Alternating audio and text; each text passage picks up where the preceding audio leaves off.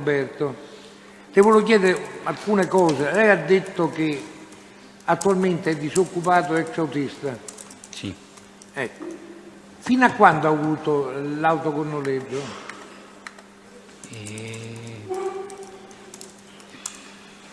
Ma io non era di proprietà mia, io ho lavorato come autista, sono semplice autista. Quindi conto terzi? Autista a chiamata, contratto a chiamata, autista. Senta, fino a quando l'ha svolta questa attività?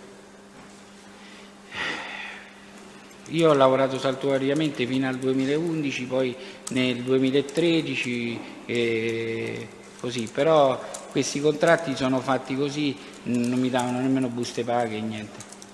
Quindi praticamente nel 2013... Siamo pagati giornalmente. Sì, a contratto. A chiamata e giornalmente. Senta, dato che faceva questa attività, perché ha avuto necessità di acquistare 900 euro di buoni benzina? Ma non li ho acquistati lo stesso giorno, in due giorni diversi, perché servivano per la benzina. Scusi, ma nel coacervo del contratto la deve pagare lei la benzina? Sì, non ho capito. Nel coacervo di quei contratti di noleggio deve pagare lei la benzina? Sì, perché a noi ci fanno pagare anche la benzina, ci fanno anche anticipare i soldi delle volte.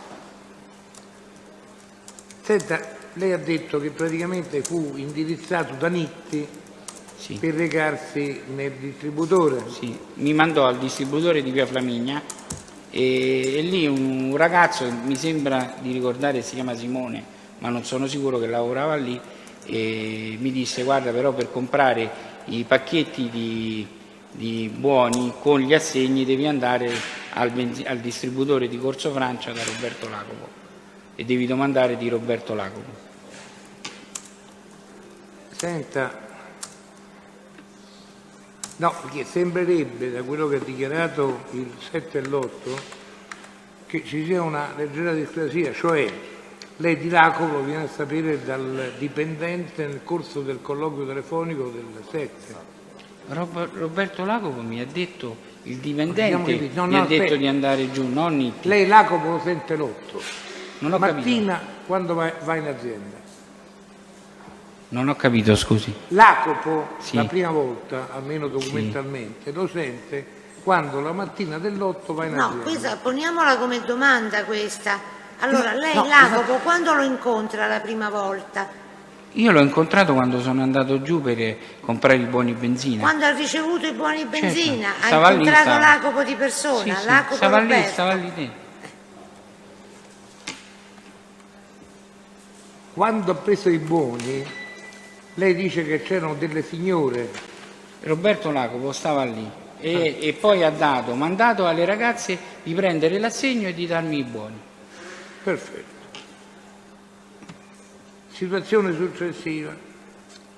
Lei sente il certo Mario, persona qualificata come Mario, no? Io non li conosco. No, che si sarebbe qualificata come Mario, eccetera, il quale le dice di tornare la mattina successiva per vedere di sistemare la questione delle visite a casa. Sì. Quindi quella sera lei non ha sentito Lacopo? No, io l'ho detto al PM prima, che non mi ricordavo poi se l'avevo sentito, sono andato giù, era telefonicamente, però la mattina dopo quando sono giù c'era Roberto Lacopo, ho parlato con lui. Ineccepibile. Quando gli assegni sono stati, bancati e sono stati mandati dal notaio della banca, la banca l'ha avvisato? No, non mi ha avvisato per niente. Infatti io mi sono pure risentito perché ho detto, Roberto ha il mio telefono, il cellulare, la banca non mi ha avvisato e Roberto non mi ha avvisato, ma per quale motivo? Ecco, oltre il fatto che sono venuti sotto casa poi a minacciarmi, è questo che non... Quindi praticamente la banca non l'ha avvisato? No, non mi ha avvisato. No. Perfetto. Non mi ha avvisato. Senta, gli assegni a chi erano intestati? Io non li ho intestati. Se vede le fotocopie che ci sono agli atti, li hanno scritte una delle due signore. Col nome si ricorda per caso? È del distributore, vabbè, è una forse- società, però non mi Ma, ricordo. scusi, Flaminia lei SRL, però, qualcosa del genere. dopo aver ritirato i buoni benzina, Sì.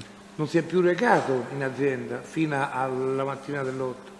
Io i 2 buoni benzina, i 300 e i 600, poi mi sono recato quel giorno a parlare con il signor Roberto Lacopo, L'8, dopo il processo. sì, e poi sono andato quando ho portato i soldi della restituzione. Sono d'accordo, ma perché va all'8? Perché vado? Perché L'8. mi è stato riferito al telefono dal dipendente di passare la mattina. 30.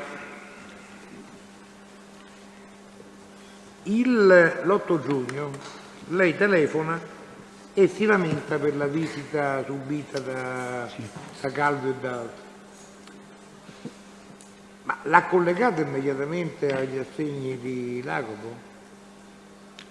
La mattina dopo non capivo perché fosse tornato, perché io ormai avevo raggiunto un accordo, anche se ormai non era, diciamo che ancora non avevo pagato, però non ho capito perché fosse ritornato. Apposta io poi parlai con Roberto e gli dissi: ma come mai è ritornato questa persona a cercarmi?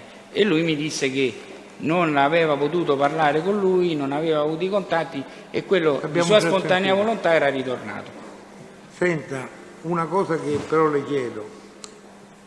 Primi di giugno, fine maggio, primi giugno, lei praticamente va l'8 giugno a parlare con Lacopo, però praticamente fino al 26 non va col denaro, mentre al telefono aveva assicurato che entro venerdì.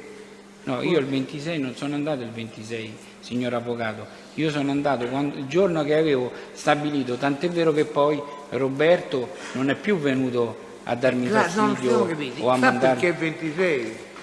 Perché il 27 fanno l'atto al comune. Sì, però sono loro che non avevano avuto tempo e non sono andati, perché non credo che nemmeno sia andato proprio Roberto a fare Non questo. Roberto, sono andate ma le signore a La fare signora questo. che è l'amministratrice la della famiglia. La signora non aveva avuto tempo e sono passati parecchi giorni prima che hanno fatto e poi quando ha ricevuto i fogli, dopo un giorno o 2 giorni, Salvatore mi ha chiamato e me li ha consegnati. Sì, ma forse non ci siamo capiti. Comunque, sono passati 20 giorni prima che lei si presentasse, mentre al telefono lei dice che entro venerdì avrebbe pagato. No, io ho pagato il giorno stabilito con il signor Roberto Lacopo. Io sono andato la settimana dopo, il sabato, quando è venuto il Matteo Calvio sotto casa un'altra volta senza che gliel'aveva detto e ho parlato con lui, con Roberto poi, io la settimana dopo sono andato e ho pagato. Poi dopo i fogli mi sono stati consegnati molto dopo e sono stati fatti dopo perché la signora non aveva tempo. Perché io ripetutamente avevo domandato a Salvatore ma i fogli? E lui disse guarda quando me li date li do. Allora, Presidente, io chiedo di poter produrre le dichiarazioni sostitutive che dimostrano l'intervenuta quietanza liberatoria per i 2 assegni che porta il totale a 1.010, perché 3,40 Bene, credo che non ci siano opposizioni penso da che- parte di alcuno su questa produzione, quindi possiamo, l'hanno esaminata, se qualcuno vuole esaminarla più approfonditamente può farlo. E correlativamente, ex articolo 195, chiedo che, essendo intervenuta l'identificazione delle persone direttamente a conoscenza delle frasi proferite, sia disposta l'audizione della moglie del testimone refrigerio. E su quale circostanza specifica No, sulle circostanze diretta? di quello che è accaduto sotto casa sua. Sulle E minacce? perché tra l'altro lui afferma che la moglie gli ha telefonato e gli ha relazionato su tutto, quindi è l'unica persona che ci può dire fonte diretta quella che è la situazione. Allora scusate, vediamo un momento il documento prodotto. Sottoscritto Picerno Angela, amministratore Flaminia SAS, Sì. dichiara scadenza dell'assegno 11 maggio di aver ricevuto dal signor Refrigeri in data 26 giugno 2013 come da legge equivalente all'importo dell'assegno, alle spese di proteste bancarie e agli interessi. Autenticazione della sottoscrizione che riguarda soltanto, cioè non era necessaria la sua presenza in circoscrizione, no, era questi l'amministratore della fogli... società che si è recato in circoscrizione ad una determinata data. Sì, ma è la signora che gli ha detto il 26 perché c'è andata credo proprio quel giorno. No, il 27. No, stavo vedendo se per caso era un atto a firma congiunta, non lo è solo una dichiarazione a firma del creditore che dichiara l'avvenuto che io l'ho dovuto pagamento. portare poi in banca per dimostrare che ho pagato. Chiaro. E lei poi questa gliel'hanno data e l'ha portata in banca. Sì. La somma, scusate, il totale dove sta? 340 e 670. 600. Va bene, quindi il documento della produzione viene ammesso.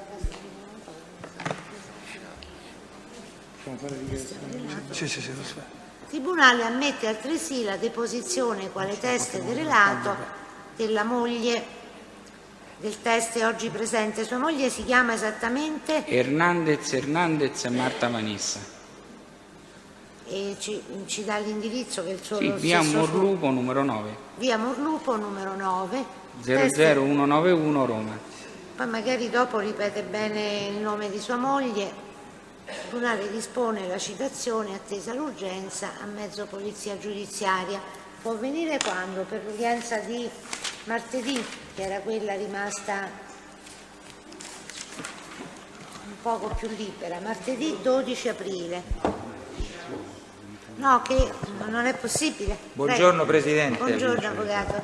No, volevo dirle che aderendo a una mia richiesta molto cortesemente... Abbiamo già comunicato per Russo, lo spostamento l'abbiamo già comunicato. Ma l'ha definita un'udienza leggera lei quella di martedì, c'è il colonnello Russo. Avevamo messo per il controesame del colonnello Russo, è un controesame? Sì, controesame. No, non abbiamo più Grilli e Cassia, quindi perché quelli li abbiamo spostati. Sì, Cassia è venuto richiesta. a mancare Comunque, casualmente, c'ha degli impegni credo, la prossima settimana Cassia, o no? Non è stato arrestato?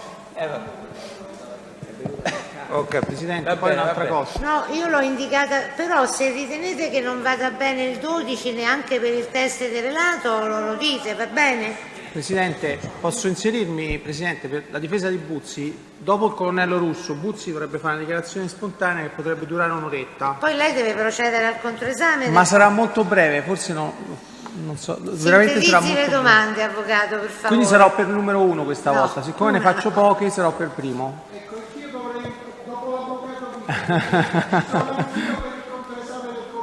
No, ma cercavamo solo uno spazio per inserire il test del relato, che credo non sia una deposizione lunga, è la moglie del test presente, deve riferire se è vero o no che ci sono state le minacce. Tutto qui, io credo che non più di mezz'ora, un'ora duri, quindi forse martedì possiamo fissarla. Abbiamo la sospensione termini e il test marchi. Va bene, allora il 12 aprile, l'11 abbiamo intanto le questioni sulla sospensione dei termini preannunciate dai difensori, poi abbiamo il test macchi e Igor Catania, quindi facciamo martedì, allora martedì 12 citazione a cura della cancelleria. Avvocato, deve andare avanti con il controesame, l'avvocato Minghelli ha terminato, l'avvocato Gallo, prego. Qualche domanda, Presidente. Sono l'avvocato Gallo per la difesa di Lacopo Roberto. Io devo fare una contestazione a seguito della sua risposta della presenza dell'Acopo all'interno del distributore. Lei il 6 febbraio del 2015, quando è stato sentito, riferisce: come già riferito nel mese di maggio 2013, mi recavo presso il distributore Agi. Scusi, no. Faccio la domanda. Lei legge un verbale, fa prima la domanda. Ha già se risposto il il test test. risponde in un modo difforme, fa la contestazione. Allora Il giorno- ripeta la domanda. Grazie Presidente. Il mese di maggio del 2013, quando lui si reca al distributore, c'era la presenza di Lacopo? La presenza di... Lacopo Roberto? C'era. Ok.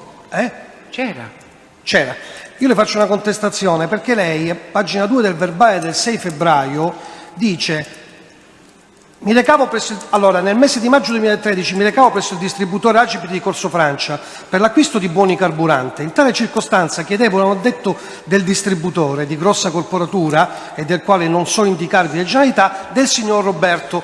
Il predetto uomo mi riferiva che il proprietario Roberto, di cui avevo saputo successivamente da Nitti che si chiamasse Roberto Lacopo, mi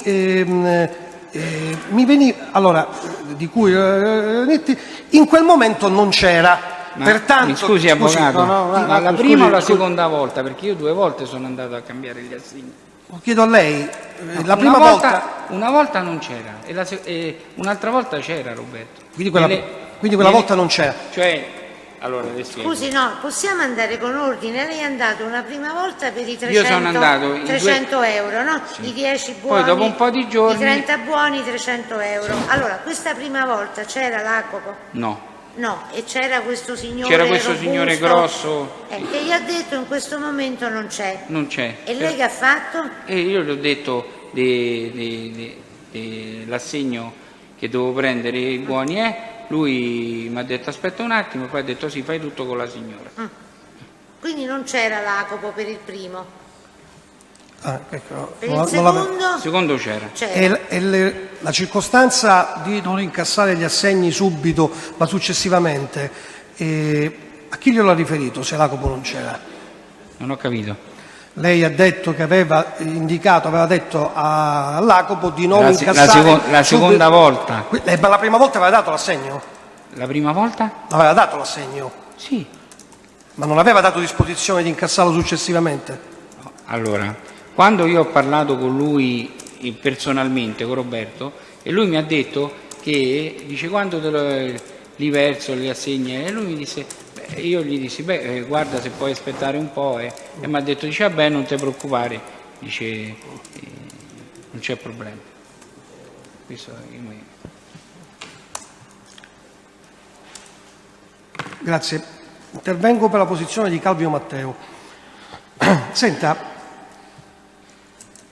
quando lei ha consegnato poi i soldi all'Acopo e gli erano stati dati quelle liberatorie, ha più avuto minacce dallo stesso o da qualcun altro? Da Roberto no. Da qualcun altro? Da Matteo Calvio, quando mi incontrava mi derideva e mi minacciava. Ascolti, lei a contestazione, sempre nel verbale, riferisce: a seguito del pagamento a saldo di quanto richiesto da Lacopo per circa 3-4 mesi, quindi siamo a fine giugno, non ho subito né ritorsioni né minacce da nessuno. 3-4 mesi impossibile, perché luglio, agosto... Guardi, una cosa che ha riferito lei, sì, è vero quello che ha detto mesi, adesso o quello che ha detto all'epoca? Allora, un attimo solo prima della contestazione, avvocato. Allora, lei che parte del verbale legge e che parte intende contestare? La parte della pagina 5, quinto rigo, alla contestazione, alla sua affermazione. Lui riferisce che quando è stato pagato, Lacopo è stato pagato, nessuno, non solo Lacopo, ma nessuno, altri soggetti non lo hanno mai, diciamo, minacciato per 3-4 mesi. Siccome mi scusi. Scusate, andiamo con ordine. Allora, lei vuole fare questa domanda e fa questa contestazione. Sentiamo il pubblico ministero. Allora, va integrata questa parte con quello che dice subito dopo. Tuttavia, verso settembre 2013, appunto, Calvio Matteo, incontrandomi in Corso Francia, vicino alla gelateria Alaska, pochi metri più avanti rispetto al distributore di Lacopo, mi riferiva testuali parole: hai finito di fare il truffatore, non farti più vedere al benzinaio, va bene, prima o poi mi diverto con te, o mi dai 3.000 euro o te lascio per terra. Guarda, non parli mentre parla il pubblico ministero, la prego. Non so se devo rileggere o meno, perché mi ha dato la voce. Allora, scusi, lei ha reso una dichiarazione complessiva in cui ha detto determinate cose che se le ha comprese. Ci può dire se come sono giudice, andati i io fatti? non è che ho detto che dopo una settimana che ho pagato e ho incontrato Matteo Calvio e mi ha minacciato. Dopo un po'. Quindi per un certo periodo è stato tranquillo. Luglio, agosto, io nemmeno l'ho visto a luglio-agosto. Però poi dopo l'ho vista a settembre e lui per un paio di volte mi ha detto queste cose. Infatti io, se mi ricordo bene, ho detto tra settembre e ottobre che poi E l'ultima volta che l'ho visto, che gli ho dato questi soldi, che è finito là poi dopo non mi ha fatto più, Va bene, non la l'ho visto risposta più. è questa. Questo è aderente al verbale perché da giugno a settembre ci sono 3 mesi. Sì, perché lui mi diceva 4 mesi e 4 mesi. No, No, 3-4 dice lei, mesi lei ha dice- detto in fase di indagine. Quindi dall'8 giugno al fine settembre nessuno minaccia lei? Io luglio-agosto non l'ho mai visto, non l'ho mai incontrato e mai visto. Vabbè, questo ok. E quindi lei riferisce nel verbale la domanda: quante volte dal fine settembre ad ottobre aveva incontrato Calvio e dove? Almeno 3-4 volte tra la fine di via Valdagno, lui stava sul motorino, io a piedi, e all'angolo della Lasca della gelateria. C'è Ma un lo- bar e c'è una Fine di gelateria. via Valdagno fino all'angolo dove è collocata una gelateria che si chiama Lasca. Sì. Ma erano appuntamenti programmati, erano stati già, diciamo... No, per caso. Quindi Per casuali? Io per Casuali. caso camminavo e lui me lo trovavo dietro col motorino e mi faceva così. Mi diceva così. Senta, di questo episodio, come lei dice, ha letto il pubblico ministero di 3.000 euro, come mai non ha inteso informare l'Acopo, dato che l'aveva informato per i 900, i 300 e 600 euro, come mai non ha informato l'Acopo di questa somma che sembra un po' esosa rispetto a quanto era la sorte, no? Che lei ha- Perché se sapevo che quei soldi non li aveva chiesti Roberto Lacopo, ma erano per i suoi vizi. Per i suoi vizi? Sì. Ah, quindi non c'entrava niente l'Acopo, grazie. L'ultima domanda che volevo farle, mi può riferire questa somma che lei aveva addosso, chi gliel'aveva data? Mio padre e mio zio. Ci può dire i nomi, per favore? Refrigeri Otello e Refrigeri Walter. Perfetto. Presidente, io... Ci sono delle ricevute che io ho consegnato ai ROS, Va bene. così.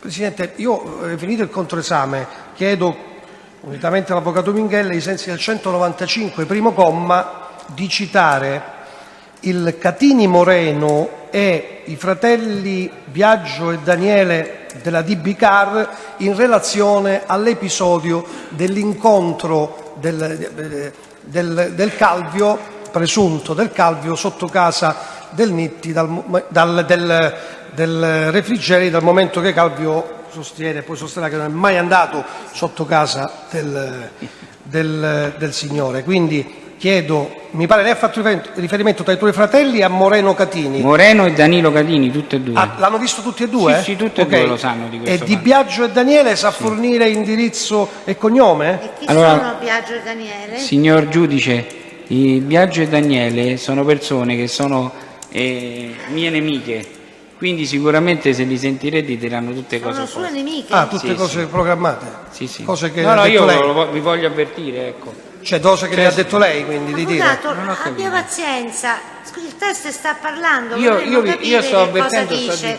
questi due signori, Biagio e Daniele, che non lavorano più sotto casa mia, si sono trasferiti, sono due persone che ce l'hanno con me. E per quali possiamo sapere per quali ragioni Sì, ce l'hanno con lei? Certo, ce l'hanno con me perché mi devono pagare delle somme dell'acqua del condominio, perché non hanno pagato. Poi uno di questi due è una Va bene, persona faccio- cattiva, Uno di questi due il signor Biagio è una persona cattiva. è una persona sì, cattiva? sì. In che senso? Che È ha- una persona che minaccia, che fa cose strane. Presidente, minaccia e fa cose strane. Sì. siccome il test l'ha indicati per una circostanza a suo favore, sulla io lo circostanza int- che scusi, Sì. che il Calvio era andato sotto casa sua Abbiamo capito, col fare guarda, minaccioso, l'abbiamo sentita chiedo la che cosa. vengono Un citati attimo. tutti e due ai L'ha sensi già del chiesto. 195 primo comma. L'ha già chiesto ai sensi Grazie. Un momento. Grazie Presidente. Sul punto va segnalato questo dato però, signor Presidente. Come test di riferimento quest'oggi il signor Refrigeri ha indicato solo Daniele, Infatti, come mai sai che ha del parlato signor Biagio? solo Daniele. La circostanza relativa a Biagio oggi non l'ha l'ha detta riferita il il testimone, Dipartimento. quindi tecnicamente non è un test di riferimento. Allora faccio una contestazione. Lei nel verbale del 6 febbraio indica le due persone, tali Biagio e Daniele, che sono titolari di un negozio di autoradio denominato DB Car, sita in via Morlupo 7A, dei quali non so riferirvi ulteriori dati. Come mai ha fatto i nomi di questi due? Allora, sul punto devo fare un intervento per precisare la contestazione, perché non ha dichiarato nel verbale che ha preso notizie da Biagio e da Daniele. Nel verbale, reso in fase di indagine, ha dichiarato: la stessa, cioè sua moglie, mi riferiva inoltre che sul posto erano presenti le seguenti persone che assistevano allora, scusate, ai facciamo fatti. in questo modo: il Tribunale ha ammesso come teste del relato la moglie del teste, che è l'unica che a sua volta può indicare i testi che hanno, perché lui riferisce cose che ha detto la moglie, non è una indicazione del relato questa. Quando sentiremo la moglie ci dirà chi era presente, se Biagio e Daniele c'erano e se hanno sentito. Non c'è commento, avvocato? No, io vi chiedo il 195 invece sul Catini Moreno, perché lo riferisce lui, mi veniva confermato da Catini Moreno. Delle dichiarazioni della moglie. Quindi Catini Moreno, chiedo al 195 di citarlo. Gli altri due dopo aver sentito la moglie. Grazie Presidente. Oh, scusi, no, ce lo precisi allora a noi. A lei le cose le ha riferite solo sua moglie o anche altre persone che abitano nella stessa zona? Mia moglie mi ha telefonato quel giorno sua moglie stesso sul momento, per mentre avvisarmi. c'era la chiamata, e gli ha detto: guarda che sta succedendo. Poi nei giorni questo. seguenti io ho incontrato sia Catini Moreno che Catini Danilo e mi hanno detto così. Quegli altri due non mi hanno detto nulla, perché Quindi Catini Moreno Danilo e Catino mi hanno Moreno detto: hanno guarda, parlato direttamente con lei. sì, direttamente con me. Possiamo quindi anche citare queste due persone? Ci può dare un indirizzo come testi Sono di lì a reato? via Morlupo, adesso il numero ci vivono. Sono via Morlupo sempre, idraulica Catini. Idraulica Carlini di via Morlupo. Catini. Sì, scusate. D'altra parte idraulica, sono Catini, poteva essere, a mezzo dei carabinieri territorialmente competenti. Sugli altri due ci riserviamo all'esito delle dichiarazioni della moglie. Il test dice che con lui non hanno parlato, quindi non sono... Così dice, avvocato. Allora, andiamo avanti. Lei ha terminato, avvocato? Sì, ho terminato, Presidente. Sì. L'avvocato Naso, Io voleva qualche momento? Sì, ma qualche minuto, quindi non so se vuole fare la pausa, vista l'ora solita della pausa, io approfitto. Facciamo la pausa allora. Posso fare una domanda io, soltanto una sola? Certo, avvocato Intrieri. Sì, avvocato Intrieri per Guarani. Ho capito male oppure lei aveva detto che a un certo punto trovò il suo nome sui giornali, il nome suo? Non ho capito, scusi. Anche sulla pausa, forse troppo. Lei ha detto, se non ho capito male, che a un certo punto ha letto il suo nome, suo di Refrigeri sul giornale. Sì, ma è perché In relazione a cosa? Cosa era riportato sui giornali? il giornalaio, che io tutte le mattine lo vedo, Nicola mi disse: oh, stai sui giornali, ma che è successo? Che c'era scritto sui giornali? C'era scritto che era successo, che a me mi avevano minacciato, sul Messaggero, sul Tempo, sono usciti su questi giornali. Quindi era riportato sul giornale che lei sarebbe stato vittima di un'estorsione? Sì, sì. Erano riportate sue dichiarazioni, qualcosa del genere? No, c'era scritto solo il nome e il cognome e c'era scritto che varie persone erano state minacciate. Che periodo era questo, chiedo scusa, se lo ricorda? Calcoli a dicembre. Di che anno? 2014 o 2015. Dicembre 2014, grazie. Prego. Ma quanto è durata questa conversazione con Nicola il giornalaio? Lei se lo ricorda? Ci può dare qualche minuto? Cioè lei è andato a comprare il giornale? Ma io non sono andato nemmeno a comprare il giornale. Passo lì, mi saluta, mi conosce e mi ha commentato queste cose, sì. Pure tu come altri, Sì, questo è stato l'episodio, non Sì, più di sì, questo? sì. Semplicemente questo. Va Comunque, bene. signor giudice, mi scusi, quelle due persone ce l'hanno con me, quindi diranno cose... E va bene, quando Invece diranno il signor le cose Danilo, che diranno, il Danilo Moreno e Catini Moreno mi il conoscono. Tribunale stabilirà se sono attendibili loro, se è attendibile lei, vedremo quando... Ma lei fa l'amministratore del condominio?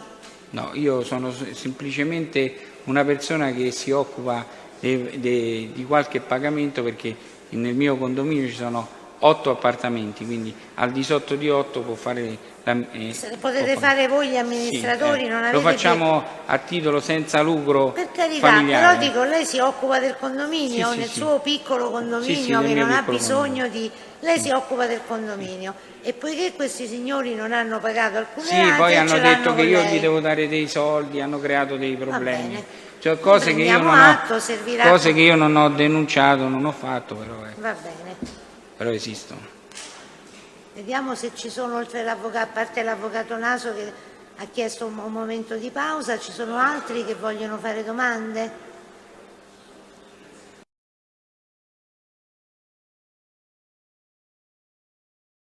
Allora si accomodi di nuovo per qualche altra domanda da parte dei difensori. Allora procede l'avvocato Sì, Naso grazie, al controesame. Presidente. Buongiorno signore Frigeri. Buongiorno. Senta, mi dica una cosa, ma lei Brugia Riccardo lo conosce personalmente? Lo conosceva all'epoca? Io personalmente non lo conosco, so che si chiama Brugia Riccardo, però non ho avuto mai a che fare con lui faccia a faccia. Ecco. Faccia a faccia significa che non lo... Non è neanche come mai Matteo visto? Calvio, che lo conoscevo Sì. da ragazzo, che ho avuto modo che diciamo che ci avevo parlato delle Sì, volte sì. da ragazzo. Sapevo che era Riccardo Brugia, però non ci ho mai parlato. Cioè, sapeva che c'era una persona di nome Riccardo Brugia che gravitava nel quartiere? O sapeva anche chi fosse fisicamente? No, io lo conoscevo fisicamente, però non avevo avuto mai modo di parlarci. Quindi fisicamente sapeva che quella persona era Riccardo Brugia, però lei non ci aveva mai avuto Non ho avuto mai a che contatti. fare con lui. E lo sapeva come? Lo sapevo perché lo sapevo che altre persone che lo conoscono mi hanno detto vedi, quello è Riccardo Brugia. Quello è Riccardo Brugia. E si sapeva cosa di Riccardo Brugia nel quartiere? Riccardo Brugia era una persona come Calvio, aveva la fama di essere un personaggio un po' particolare. Ovvero? Cioè si violento, faceva riferimento ai precedenti penali di Riccardo Brugia? Precedenti, che aveva avuto dei precedenti. Di che tipo? Questo non me lo ricordo. I precedenti che aveva Riccardo Brugia non me lo ricordo. No, non voglio sapere adesso il titolo di reato, però siccome lei dice... Sapevo che era una di- persona poco raccomandabile, mi hanno detto che aveva avuto dei precedenti, che era una persona così. E poi aveva questa cicatrice, adesso non so destra, sinistra. Ma a proposito di questo, appunto, così adesso arriviamo alla descrizione che le ha fatto sua moglie. E lei ha detto sia stamattina che ai carabinieri che alla descrizione che le ha fatto sua moglie di una delle due persone che si sono recate sotto casa sua, lei ha immediatamente pensato a Riccardo Brugia, quando sua moglie le ha descritto tra i due quello con gli occhiali da sole, e non è di per sé un elemento individualizzante l'occhiale da sole, e la cicatrice sul volto. Allora le chiedo, ma lei è sicuro che Brugia Riccardo abbia una cicatrice sul volto? Io mi sembra di sì. Non si è capito. Sono sicuro. Non si è capito cosa ha detto. Sì, c'è una cicatrice. È sicuro? La domanda del difensore è sicuro Ha una che... cicatrice. Sì. E allora ci spiega meglio dov'è questa cicatrice? Io preciso non lo so da che parte, però c'ha la cicatrice sul viso. Però guardi, avvocato, non è... Le due persone che sono venute sotto casa mia erano Matteo Calvio e Riccardo Brugia. Guardi, lei sotto casa sua non c'era sua moglie Sì. le ha fatto la descrizione di due personaggi. Lei ha appena detto che Brugia lei lo conosceva, così non ci aveva neanche mai parlato, sapeva Sì, che era ma un me l'hanno soggetto, confermato. mi deve far finire di parlare e poi risponde lei, se no non si capisce nulla, che era un soggetto che gravitava nel quartiere e non aveva una bella fama. Però non ci ha neanche mai parlato di persona, non ha Sì, mai però avuto me l'hanno un contatto. confermato Danilo Catini e Moreno Catini, che era... Sì, ma la conferma è avvenuta dopo. Lei ha detto io ho immediatamente pensato che fossero Calvio e Brugia, sentendo che uno dei due aveva una cicatrice. Allora io le chiedo una seconda volta, lei è sicuro che Brugia Riccardo abbia una cicatrice in volto? C'è una cicatrice. Va bene, questa è la sua risposta, poi Presidente vedremo e all'esito soprattutto dell'escussione della moglie eventualmente ci riserviamo di chiedere un confronto. Va bene.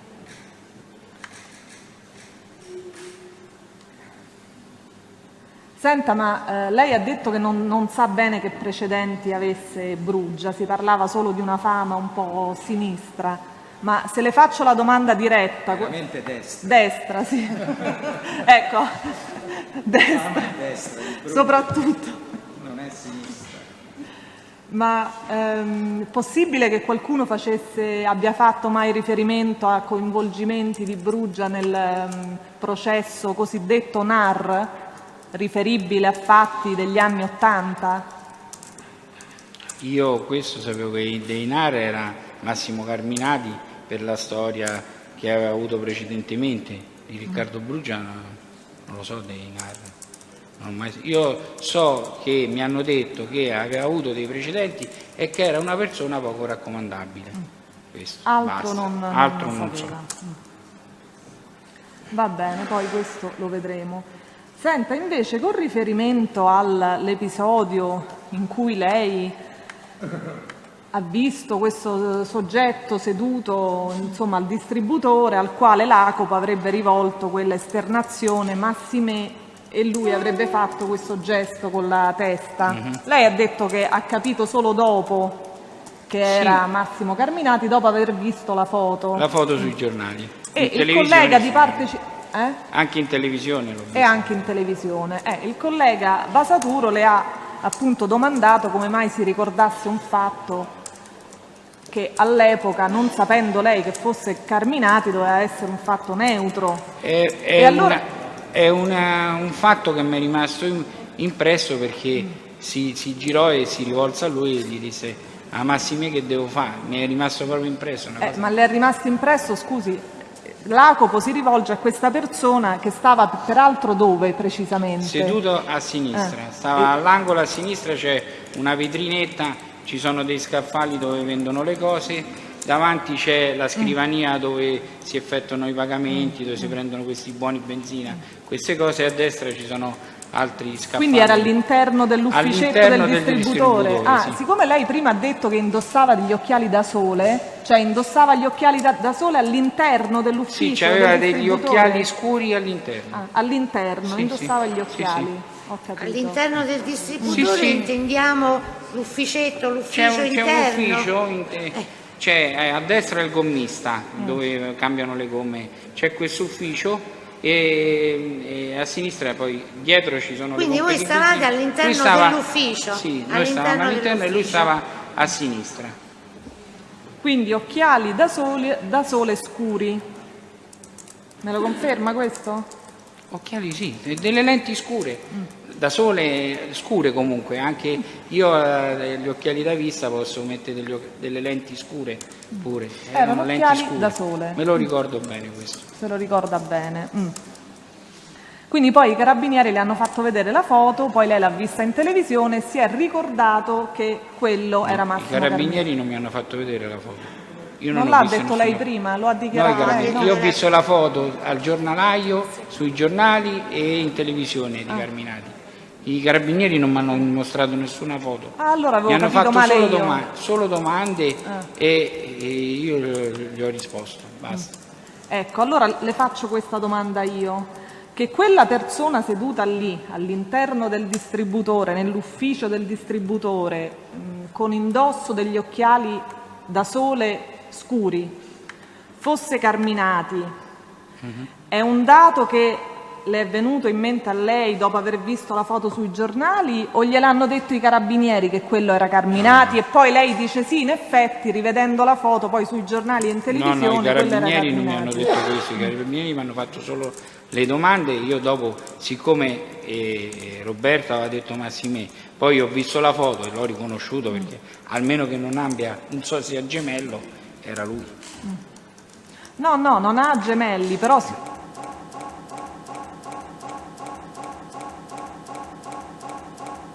mai visto, non avevo Ma avuto modo a che fare. Certo, ma è proprio per questo e con che- me non ha avuto mai niente a che fare lui, né io con lui, però era all'interno lì. Ma guardi che è proprio per questo, proprio perché lei non lo conosceva e non aveva avuto niente a che fare, che a me sembra un po' strano che un fatto che si è verificato un anno e mezzo prima, Avvocato, perché io devo dire la verità, non posso infatti dire lei cose. L'ho detto, a meno che non abbia un sosia gemello, era lui. Però a me non ha fatto niente di male lui in per sé.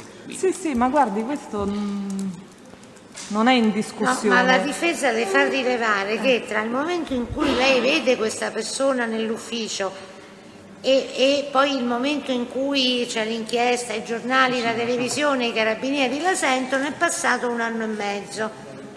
I carabinieri a me mi hanno sentito dopo che sono usciti i giornali, signor giudice. Sì, questo Quindi lo ha ecco detto, perché, no, ecco è perché ho detto passato, che era ho passato riconosciuto che però era- un anno e mezzo di tempo. Allora la domanda del difensore è: come mai lei ha trattenuto questo ricordo? È una cosa che mi è rimasta in mente, signor giudice. È una cosa che ricordo nitidamente e mi è rimasta in Il mente. fatto che l'Acopo si sia rivolto a una persona, abbia detto che devo fare, e questa non abbia neanche proferito parola, ma si sia limitato a fare un gesto della testa, è un fatto che le è rimasto particolarmente Sì, perché ha scolpito detto nella memoria. alla romana, proprio detto alla romana, Massime che devo fare, mi è rimasto impresso. Va bene, allora prendiamo atto e... Sicuramente i carabinieri non mi hanno fatto nessuna pressione, io ho Ma risposto io solo non ho alle parlato di domande. pressioni, guardi, io non ho parlato di pressioni, le ho chiesto solo se le avevano fatto una domanda. Comunque va bene così, Presidente, e ci riserviamo sempre, mi riservo Sempre eventualmente... all'esito. No, e anche di chiedere eventualmente il confronto. Allora potremmo fare una cosa, mi immagino, se accompagna sua moglie martedì, Sì? e così Certo. in caso di eventuale confronto il test è già presente, visto Sì, sì. che... Però No, non è, rimane fuori ovviamente. non è presente Brugia.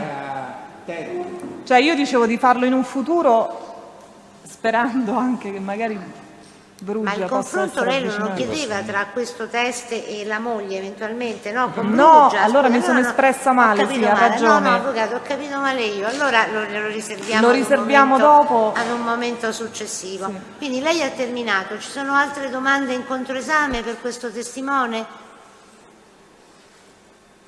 No? Quindi può andare, il test può andare.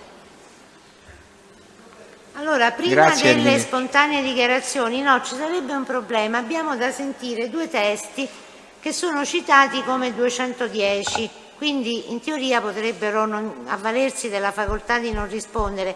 Possiamo liberarli subito e poi le spontanee dichiarazioni le rende dopo? Se non ci sono urgenze particolari, allora i due testi sono Milanese e Pugliesi. Da chi vuole iniziare l'accusa? Da Pugliesi. Milanese.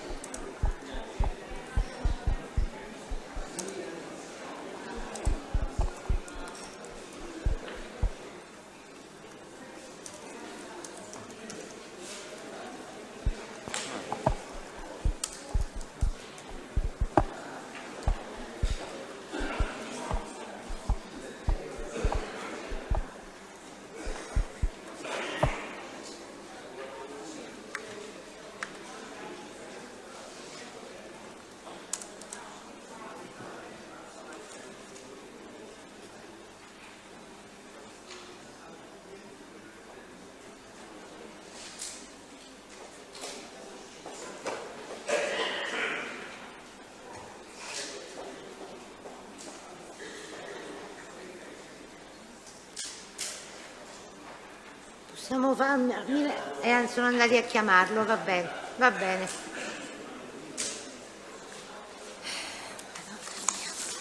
Avremmo finito a questo punto se facciamo rapidamente questo, le spontanee dichiarazioni sono rapide, siamo salvi.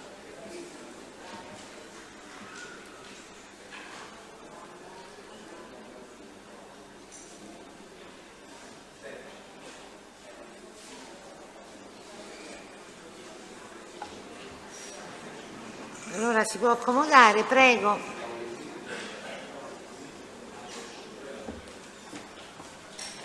Lei si chiama? Marco Mario Milanese.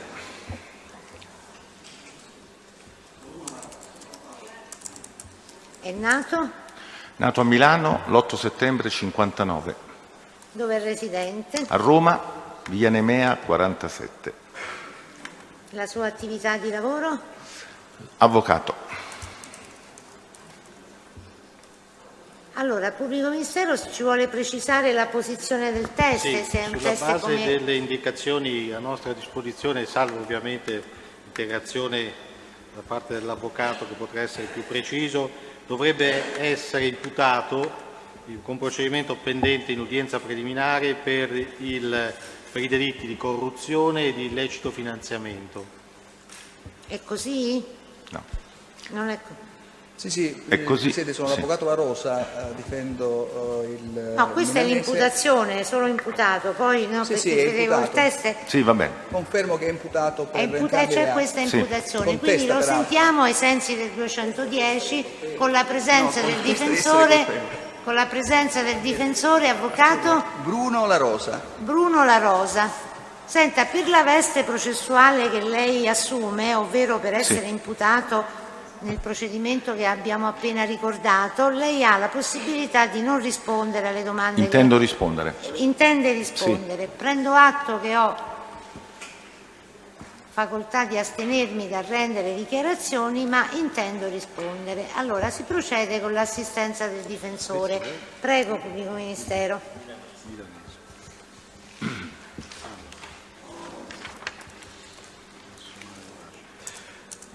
Vuole riferire quale attività professionale lei svolge? Attualmente? Sì, Sì, attualmente. sono avvocato e inoltre sono professore alla Scuola Nazionale di Pubblica Amministrazione. E negli scorsi anni lei che attività ha svolto? Sono stato, all'inizio della mia attività ero un ufficiale della Guardia di Finanza, successivamente congedato sono stato parlamentare nella scorsa legislatura. In che periodo quindi? 2008-2013.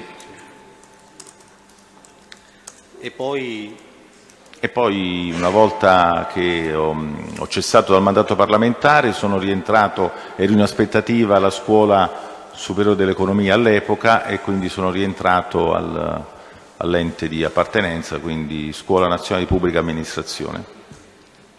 senta, lei ha conosciuto Fabrizio Franco Testa? Sì. E vuole dirci quando lo ha conosciuto e per quale ragione? Ma l'ho conosciuto perché il signor Testa era da notare che in quel periodo, allora una piccola premessa, nel momento in cui c'è anche precedentemente dal 2001 al 2011, se non erro, sono stato con un breve intervallo dal 2006 al 2008, comunque sono stato un collaboratore dell'allora Ministro Tremonti e anche successivamente, quando era vicepresidente della Camera, sono stato il suo consigliere giuridico. E in quella veste, anche dapprima come capo segreteria, poi come consigliere politico, ho conosciuto il signor Testa in quanto è stato consigliere di amministrazione di ENAV precedentemente e successivamente è stato nominato presidente di Tecnosky. Senta, lei sa se e quali rapporti vi fossero fra Giovanni Alemanno e Testa? Diciamo che il signor Testa era una delle espressioni anche della corrente politica dell'allora da prima ministro, poi sindaco Alemanno, e quindi so che c'era un certo tipo di, tra virgolette, legame politico, se vogliamo definirlo così, perché l'allora sindaco Alemanno si interessava o comunque ha chiesto al ministro Tremonti che il Testa fosse nominato in una società del gruppo ENAV.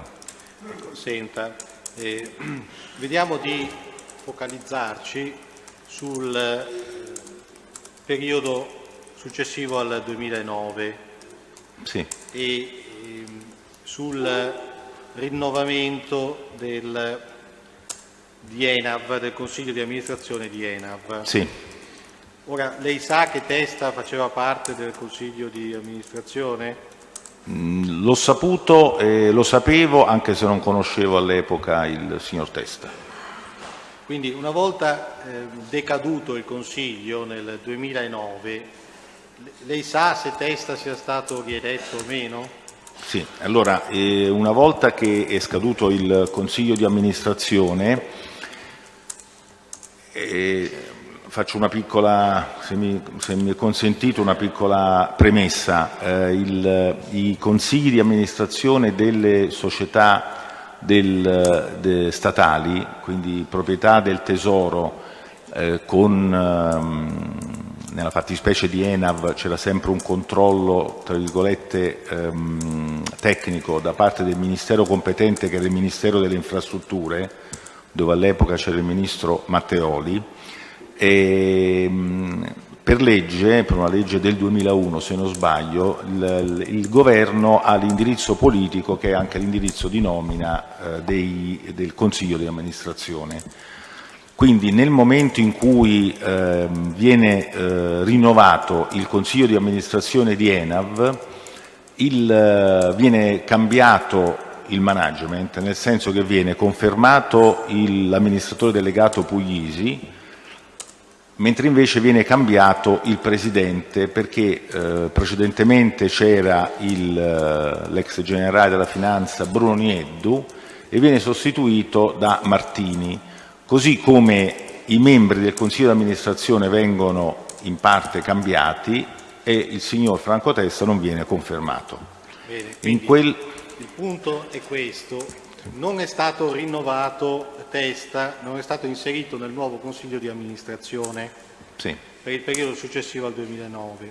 Allora, in relazione a questo fatto specifico, sa se vi siano state delle iniziative da parte dell'onorevole Alemanno e, se ci sono state, in cosa si sono concretizzate? Sì, nella fattispecie le dico, l'ho già dichiarato precedentemente, quindi non ho timore a ripetere, che per una sorta, per questa la premessa che avevo fatto prima, per una sorta di accordo o quantomeno di disaccordo interno ad Alleanza Nazionale, quindi si dice Alleanza Nazionale non ripropone più il signor Testa, ma ripropone altra figura all'interno del Consiglio di amministrazione. E quindi Alemanno, allora sindaco, diciamo che in maniera un po' eufemistica ci restò male e incominciò una serie di telefonate. Cioè, in maniera eufemistica ci restò male, che vuole dire sia più, perché pensava che fosse a quello che è accaduto, questo successivamente pensava che il Testa dovesse essere confermato e che il Testa fosse confermato, cosa che invece non avvenne in sede di assemblea. Sì, quindi si alterò Alemanno per questo? Si alterò, diciamo che ci restò male, ma so che parlò col ministro Tremonti, che era colui che era il delegato io ero il suo consigliere politico e potevo raccogliere quelli che erano i desiderata, però poi chi decideva dopo una trafila anche tecnica era il Dipartimento del Tesoro, il direttore generale del Tesoro ed il Ministro dell'Economia, sentiti anche gli altri, gli altri membri dei partiti che erano i delegati a dare i propri nominativi. E lì Alleanza Nazionale decise che Testa non doveva essere riproposto. Quindi Alemanno se la prese, presumo principalmente con la sua parte politica, ma soprattutto incominciò a insistere o quantomeno a chiedere insistentemente al ministro Tremonti che venisse assicurato al Testa un'altra collocazione. Altra collocazione che poi fu... In quale ambito? In quale ambito? Ecco, collocazione, no, le dico, collocazione che presumo, ecco perché prima ho detto che al Ministero delle Infrastrutture c'era il Ministro Matteoli, che era bene o male della stessa area politica di Alemanno e quindi del Testa, e quindi fu deciso, presumo in quel frangente, di assegnare o di dare al Testa la presidenza, che doveva essere prettamente simbolica, ma che comunque, perché non doveva avere deleghe da quello che ho saputo, della presidenza di Tecnosky, che era una società di secondo livello sempre dipendente da ENAV, quindi sarebbe rimasto nell'orbita dell'ENAV senza essere però nel consiglio di ENAV stesso, ma nel consiglio di amministrazione di una società di secondo livello meno importante. Che comunque era controllata da ENAV. Controllata da ENAV perché era una società appunto di secondo livello. Le società di primo livello sono quelle che dipendono direttamente dall'azionista, quindi dal Ministero del Tesoro. Le società di secondo livello sono quelle, in poche parole, la nomina avviene non dall'Assemblea del Tesoro, bensì dal Consiglio di amministrazione dell'ENAV. È l'ENAV che decide la nomina.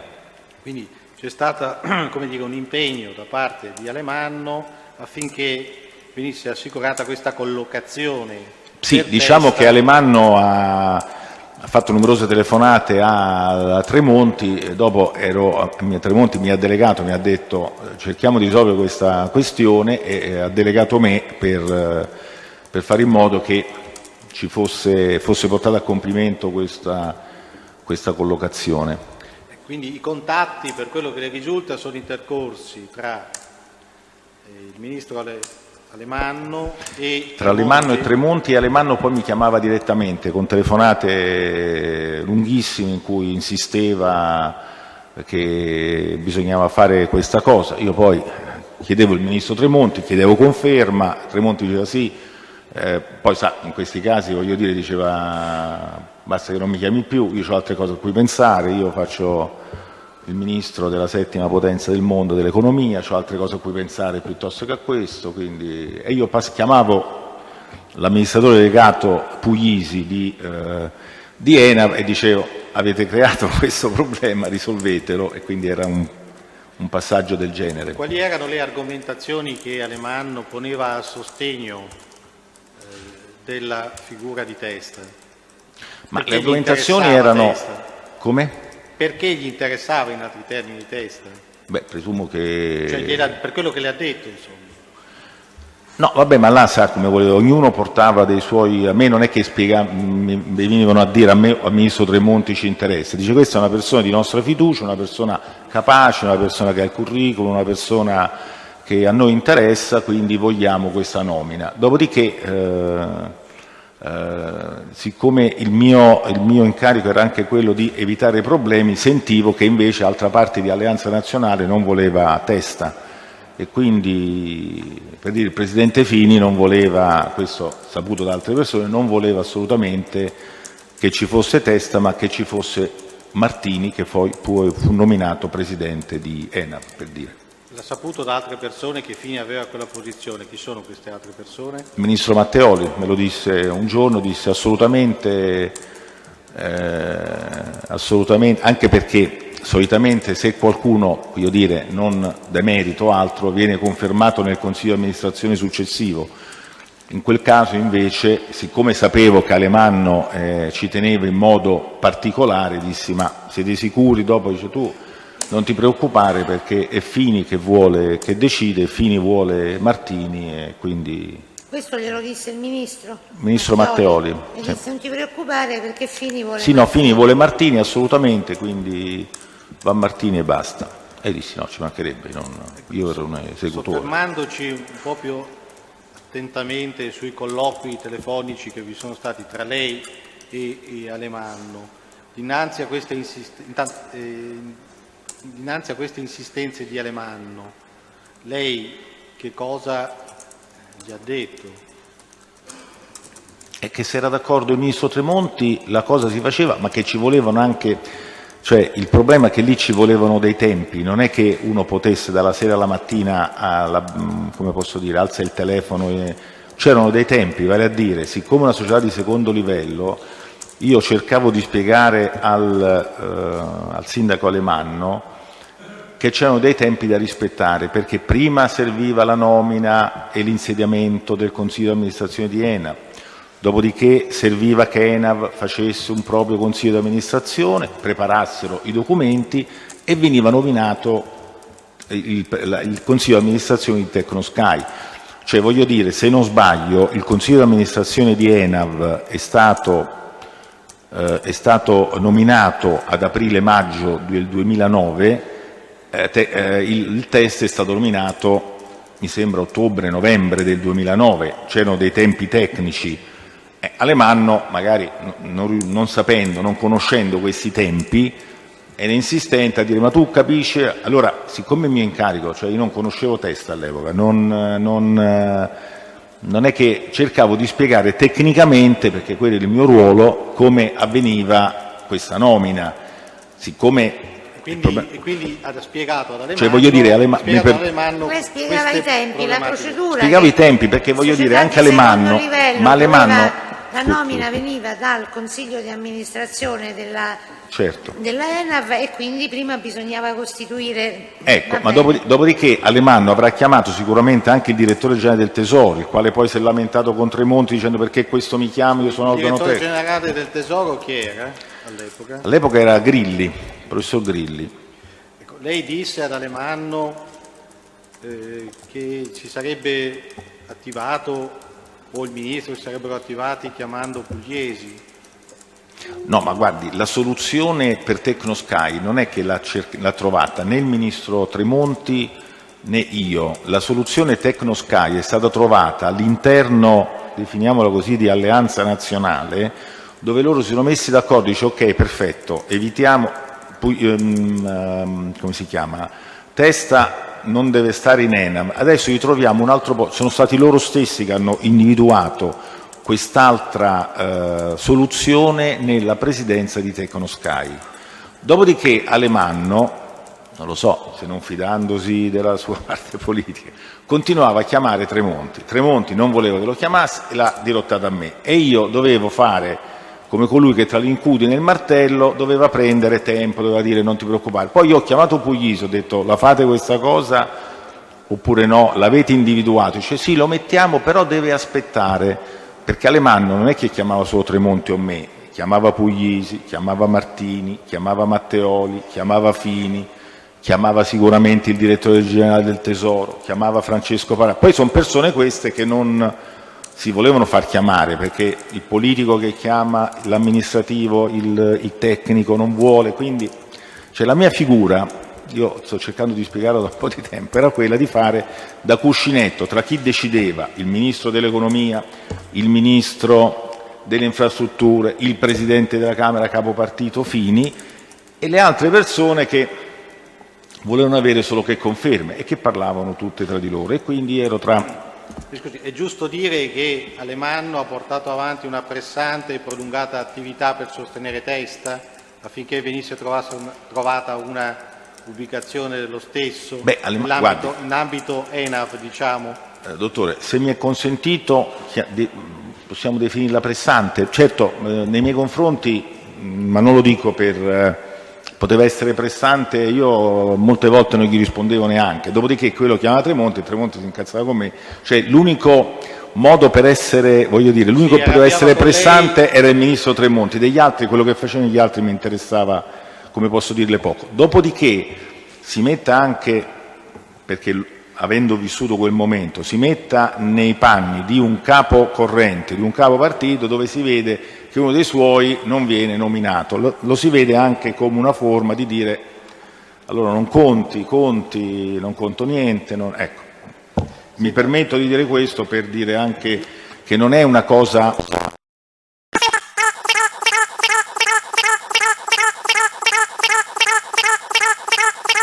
rispetto agli altri, ecco. Dice: ecco, hai visto, ho nominato quello di Matteo e non ho nominato quello tuo. quante volte l'ha chiamata Alemanno? Riesce a quantificare il numero? Ma guardi, io poi, perdoni, io Alemanno lo vedevo ai Consigli Ministri, lo vedevo spesso alla Camera. Lo vedeva ai Consigli? No, giusto, scusi, non era ministro, era sindaco. No, voglio dire, ricordo sicuramente una telefonata che mi fece una sera alle 21, rimasi mezz'ora al telefono. Dopodiché, dopo quella telefonata, io chiamai sicuramente Puglisi perché dire: guarda, adesso mi ha chiamato Alemanno, per favore cercate di risolvere questa questione perché io devo rispondergli per forza, perché se no quello chiama Tremonti. Poi Tremonti mi chiama, devo rispondere e quello poi si arrabbia. Quindi dice: Marco, chiama anche me, però ti voglio dire, la risolveremo, ci vogliono i tempi. E quindi questa è quindi sicuramente, diciamo, 2 o 3 volte mi ha chiamato. Questo è la più eclatante, ecco, che mi ha... Senta, per delineare ancora meglio i rapporti tra Alemanno e Testa, lei ha altri dati concreti che consentano di comprendere il legame che esisteva tra i due?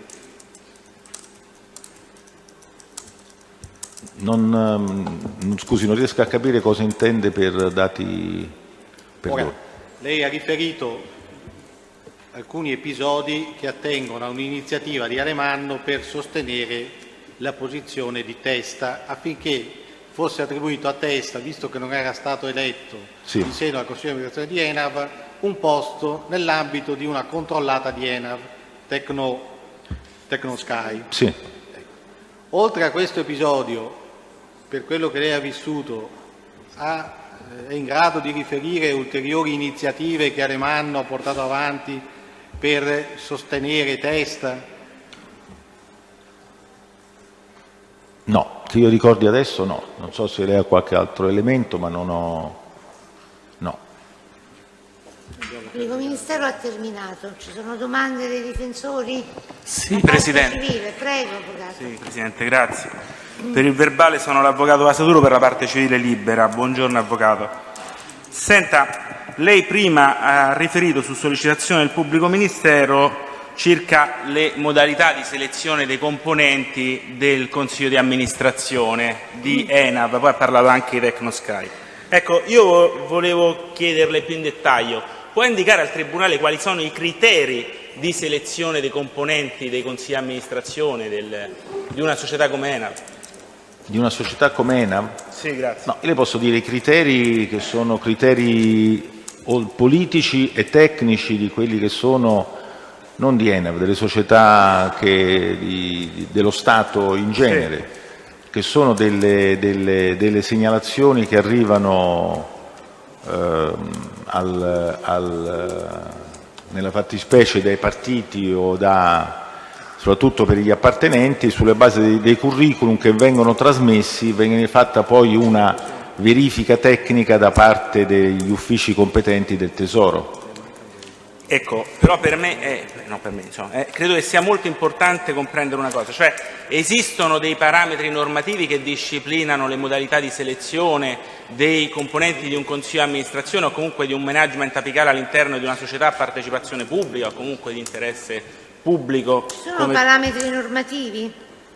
Parametri normativi, cosa mi scusi? Nel senso che definiscono i criteri, vale a dire lei ha indicato alcuni criteri, io voglio capire se questi criteri che lei ha indicati sono frutto di prassi o esistono dei parametri normativi che li disciplinano. Cioè ci vuole una laurea, una specializzazione determinate, un impegno nel settore imprenditoriale privato, ci sono dei parametri prefissati per legge? Allora, la legge, come dicevo prima, presuppone che c'è un indirizzo politico-amministrativo, quindi che dà la competenza delle nomine, che la nomina nei consigli di amministrazione delle società è politica. Evidentemente non ci spieghiamo. No, ci sono dei parametri normativi, ma non esistono neanche per le società private dei parametri normativi. Allora ci risponda che non esistono, quindi è tutto di valutazione politica. No, ma voglio dire, anche nelle società private non è che esistono dei parametri. Le società private sono private, le società pubbliche sono col denaro del contribuente, quindi uno si aspetterebbe che ci siano dei parametri. Lei risponde che non ci sono, prendiamo atto. A mia conoscenza non ci sono parametri. Non ci risponda con quello che avviene nel a mia settore conoscenza. privato. a sua conoscenza... Ma lei è un avvocato, quindi se non li conosce lei... No, Avvocato ed è anche nella scuola superiore della pubblica amministrazione, quindi li dovrebbe conoscere, se ci fossero. forse ci sono, Presidente, però va bene, non voglio... Senta, lei però ha detto che queste selezioni avvenivano da un lato su indicazione dei partiti, e poi ci tornerò un po' meglio, e dall'altro secondo la valutazione dei curricula. Ecco, quindi la mia domanda è questa qua: le sono pervenuti nel momento in cui lei si apprestava a fare queste nomine, in particolare la nomina del Testa di cui parliamo quest'oggi, lei ha avuto modo di visionare e di valutare il curriculum del Testa? Non è la mia competenza valutare il curriculum. E di chi era la competenza di valutazione del curriculum di un soggetto che aspirava, per quanto su indicazione di un partito politico, lei ha detto indicazione di un sindaco, a assumere la carica di componente di un consiglio di amministrazione entro ENAV? Chi doveva valutarlo il curriculum? Come le ho detto prima, dagli uffici del Tesoro, dagli uffici competenti del Tesoro. Dopodiché il direttore generale del Tesoro compilava un appunto per il Ministro dell'Economia, il Ministro dell'Economia approvava. Tutto per iscritto.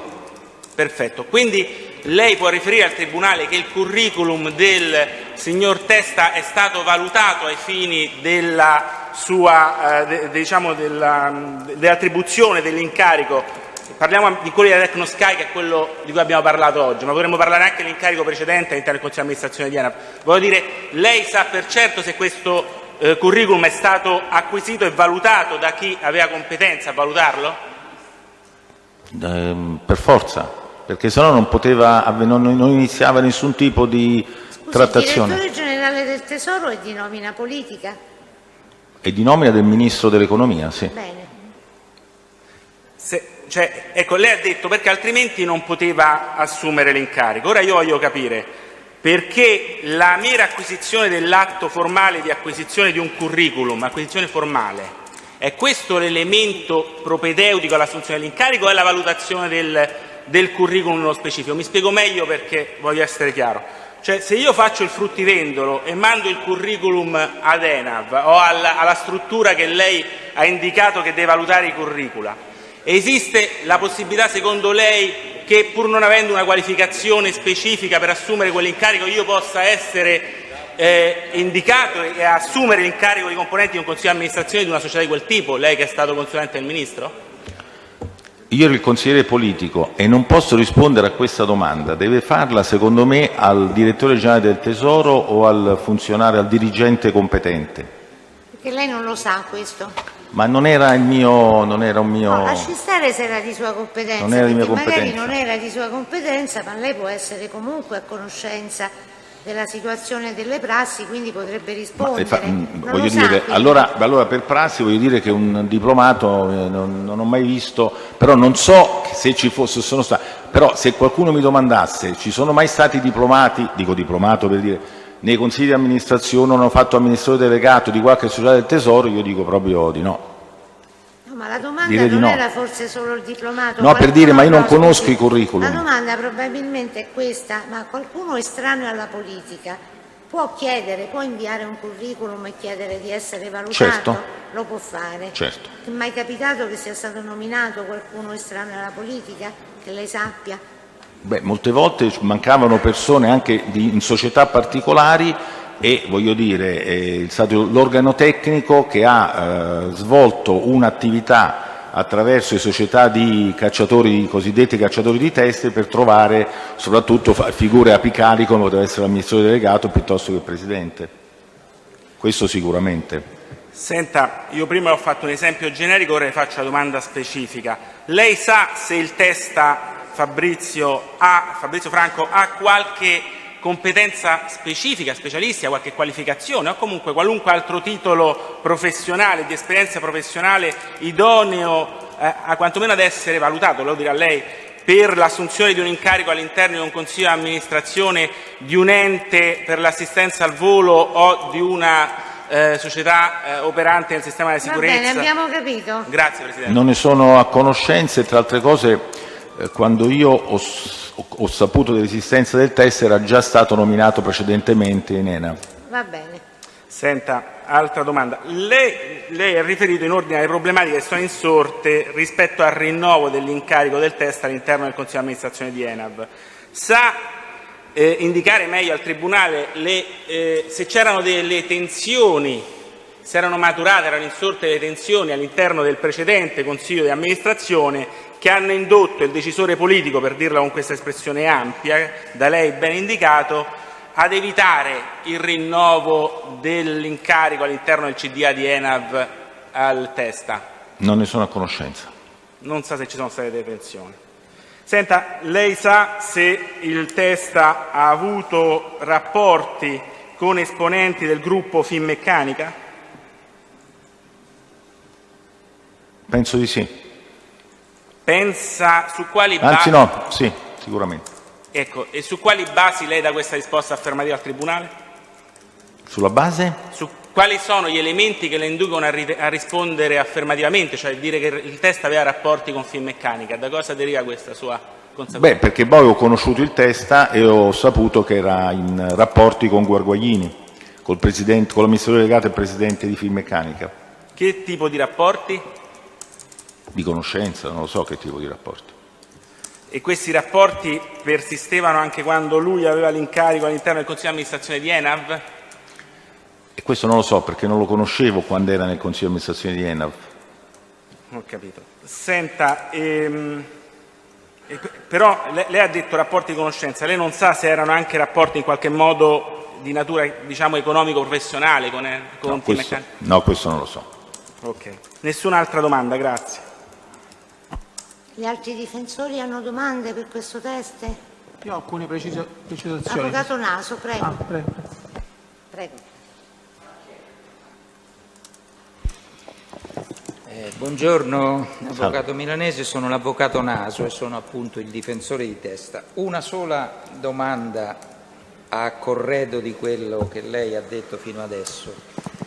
Le domando, attingendo alla sua esperienza prima diciamo così istituzionale e poi ancora istituzionale ma politica, la vicenda Testa si distingue, si caratterizza per qualche cosa di particolare, di anomalo rispetto a vicende consimili o rientrava nelle consuetudini politiche, nelle prassi politiche che rappresentanti di partiti o di correnti di partiti segnalassero agli organi tecnici in persone da inserire in consigli di amministrazione, in enti di secondo livello e quant'altro? Era normale. Era normale. Grazie, non ho altre. Signor Presidente, per Buzzi mi volevo ricollegare a questa domanda. Senta, lei ha fatto distinzione tra società di primo e di secondo livello. Può spiegare esattamente la distinzione? È una distinzione di carattere tecnico? Ma le società di primo livello sono quelle società il cui capitale sociale è detenuto direttamente dall'azionista Tesoro e per il quale le nomine vengono fatte direttamente dal Tesoro di concerto con i ministri competenti, perché la proprietà è del Tesoro, ma ENAV è l'organo, c'è il ministro competente, il ministro delle infrastrutture, quindi è soltanto, tra virgolette, per una finzione giuridica in base alla quale chiaramente il capitale sociale è nelle mani del Tesoro, mentre invece gli altri ministeri sono quelli che hanno poi come posso dire, la competenza specifica, sono quelli che poi hanno il controllo specifico. Mentre invece le società di secondo livello sono quelle società che appartengono alla società capogruppo e per le quali è la società capogruppo che decide i consigli di amministrazione, così come decide le varie politiche di intervento o che altro. Ho capito. Senta, la nomina dei consigli di amministrazione, ci sono delle cadenze temporali o avviene in occasione di determinati eventi? Beh, il Consiglio di amministrazione dura in carica, tutti i consigli di amministrazione durano in carica 3 anni, a meno che non ci siano degli eventi particolari in base ai quali decade o per dimissione del Consiglio di amministrazione oppure è capitato che con norme di legge sono decaduti dei consigli di amministrazione con la nomina di un commissario se ci sono casi particolari o di particolare gravità, ma se no solitamente ogni 3 anni con l'approvazione del terzo bilancio il consiglio di amministrazione deve essere rinnovato. E quindi si crea tutta questa specie di giostra che lei ha raccontato dell'invio dei curricula per la determinazione dei nuovi componenti. Senta, io sto controllando adesso su internet che il nuovo CDA di ENAV dopo l'insediamento del governo Berlusconi del 16 luglio del 2009, non so se a questo lei prima anche faceva riferimento, in cui fu nominato un nuovo presidente Luigi Martini. Sì, allora è questo qui. Sì. Senta, erano anche stati nominati nell'occasione Guido Pugliesi, Ilario Floresta, Giorgio Patti e Rosa Maria Greco. Rosa Maria Greco dovrebbe essere una funzionaria del Ministero del Tesoro. Mi perdoni, non ho capito quello che ha detto, scusi. Mi chiedo scusa. Nell'occasione furono nominati, oltre che Luigi Martini, anche Guido Pugliesi, Ilario Floresta e Giorgio Piatti, oltre che la dottoressa Rosa Maria Greco. Rosa Maria Greco era una funzionaria del Ministero del Tesoro, la lascerei un attimo da parte. Guido Pugliesi, Ilario Floresta e Giorgio Piatti avevano degli sponsor politici? Pugliesi era amministratore delegato di ENAV dal 2001-2002 se non sbaglio, quindi lui è stato confermato di volta in volta perché a parere del governo aveva ben operato e quindi è rimasto. Adesso non so dire per questo. Chi erano gli sponsor politici? Questo non devo essere sincero, io non lo so perché all'epoca non c'ero, però per sentito dire dicevano tutti che fosse l'UDC, però quando poi è stato confermato. All'epoca, stiamo parlando del 2002, stiamo parlando. Quindi, però voglio dire, dopo a un certo punto è sfumato il tutto perché anche l'UDC non poteva essere più, perché nel 2009 o quando è stato poi l'UDC non esisteva più. Era di area di sinistra. Come? Era di PC, UDC, UDC, scusi, no, ho capito PC, adesso. Senta, e invece Ilario Floresta e Giorgio Piatti? Sì, tenga conto che nel 2009 però, mi scusi, forse non sono stato molto chiaro, l'UDC era l'opposizione, però lui è stato confermato perché siccome era andato, quindi anche questa collocazione non si può neanche dire che fosse più confermato per la terza volta addirittura, perché tutti dicevano che fosse bravo e che quindi meritasse di continuare, cioè non c'era più nessun tipo di ammesso e non concesso che ci fosse stato prima. Io questo non lo so di preciso, come posso essere più preciso per gli altri, perché era un sentito dire, ecco, quindi non so di. Senta, invece. Poi Floresta era PDL e Forza Italia e Piatti, se non sbaglio, Lega. Senta, la dottoressa Greco era un dirigente del Ministero perché l'unica cosa che il Ministro Tremonti voleva per tutti i consigli di amministrazione è che ci fosse almeno un dirigente del Tesoro a rappresentare gli altri il hanno Tesoro. tutti di estrazione di carattere politica. Senta, fatto quasi notorio, ma glielo chiedo lo stesso, col permesso del Tribunale, la Lega faceva parte di Forza Italia o era una coalizione semplicemente alleata a Forza Italia? La Lega? No, era un partito che non faceva parte della compagine di governo. Perfetto, ho capito. Senta, invece il direttore generale poi di ENAV veniva nominato dal Consiglio di amministrazione? Entrante? Mi perdoni, non ho capito. Il direttore generale di ENAV sì. Era un'altra nomina che l'espressione del Consiglio di amministrazione? Sì, del Consiglio di amministrazione, ma solitamente non lo so, però potrebbe anche l'amministratore delegato, bisogna delle deleghe che ha l'amministratore delegato, però non. Senta, sa la logica attraverso la quale poi ENAV nominò il direttore generale? No, non è accorto. Non so neanche chi fosse all'epoca direttore generale. Va bene, grazie Presidente. Ha terminato. Altre domande? Presidente, io ne avevo lasciata una, me l'ero dimenticata, se posso fare rivolgere adesso. Grazie. Senta, lei ha riferito in ordine al ruolo del ma testo. vada alla domanda direttamente, avvocato, non ci faccia il riassunto. Ok. Senta, lei al di là dei rapporti istituzionali legati ai ruoli nelle aziende con il Testa, ha avuto anche dei rapporti personali con il Testa? Cosa intende per rapporti personali, scusi? Cioè rapporti estranei al contributo che il Testa dava, diciamo, all'interno prima di ENAV, poi successivamente di Tecnosky, quindi estranei all'attività professionale e istituzionale del test. Avvocato, che vuole sapere se si incontravano fuori delle attività lavorative? No, se il test ha avuto un ruolo nella compravendita di una barca del milanese. Ah, e allora facciamo la domanda diretta e facciamo prima. Non volevo fare la domanda troppo suggestiva. Ha fatto da intermediario, prima, certo. Ok, l'ultima domanda è unica domanda, Sì. Anche può rispondere semplicemente con un sì o con un no. C'è stato un procedimento penale in relazione a questa vicenda? C'è tuttora in corso. Nessun'altra domanda, grazie Presidente. Cioè, scusi, lei ha acquistato una barca e il test ha fatto da intermediario? No, allora guardi, io Faccia capire, il testa perché l'ho forse conosciuto in questo frangente. Il test mi è stato presentato da un amico del mio paese. E io, tant'è che quando l'ho conosciuto ho detto: tu sei quel testa famoso per il quale stanno litigando il ministro Tremonti, eccetera, eccetera. Dopodiché questo mio amico ha detto, tutti e tre eravamo, ha detto: tra le tue amicizie c'hai qualcuno che vuole comprare una barca? Io avevo comprato una barca 3 mesi prima, nuova, eccetera, e lui mi ha trovato l'acquirente della Il test barca. ha trovato l'acquirente nell'ambito di questo rapporto. Quindi io non ho mai dato né un euro a testa, né testa mi ha mai dato un euro. Però c'è questa intermediazione che il testa ha creato per me, con un altro soggetto. Va bene, allora non ci sono altre domande da parte di nessuno. Grazie, si può accomodare, può Grazie. andare. Sentiamo il test Pugliesi.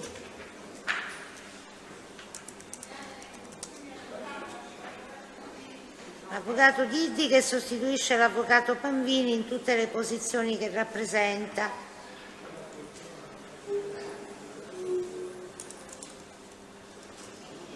Perché dobbiamo fare questa corsa per imparare i testi? Non ho capito io. Cioè, no, speriamo. Infatti, dice no? Comunque, ormai proviamo e se no...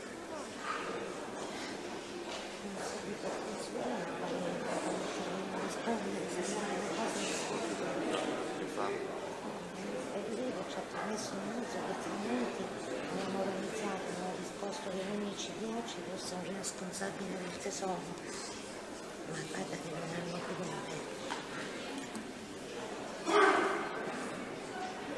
Succede anche nelle società private, sì, quelle però non le paga il contribuente. Prego, si può accomodare. Buongiorno.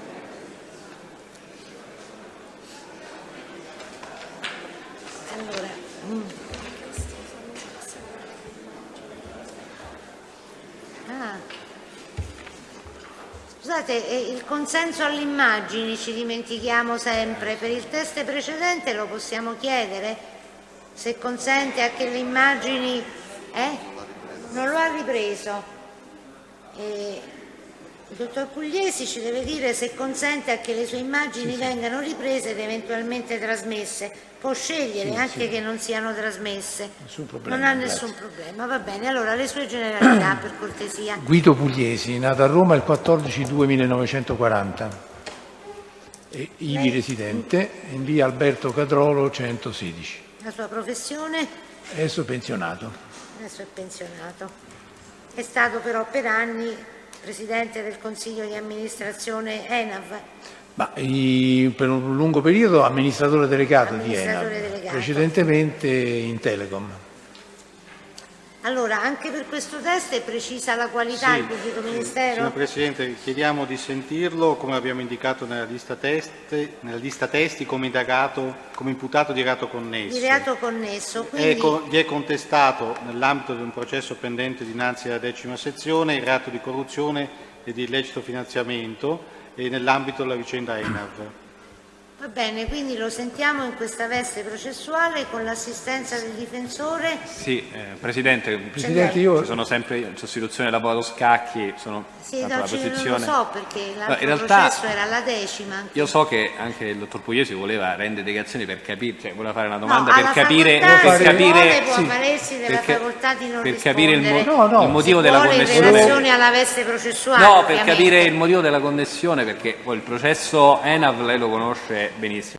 va al di là di della maggiore commissione. garanzia, quindi consente sì, di... mi Lei vuole consenta rispondere però, o vuole... No, io voglio rispondere, intende però rispondere? gradirei anch'io collegarmi a quello che diceva l'avvocato Fusillo per far presente che non capisco il perché io sia stato chiamato a comparire in qualità di imputato di procedimento connesso, atteso che io non ho alcuna imputazione assieme agli imputati di questo processo, né mi sono stati contestati fatti legati sempre a questo processo.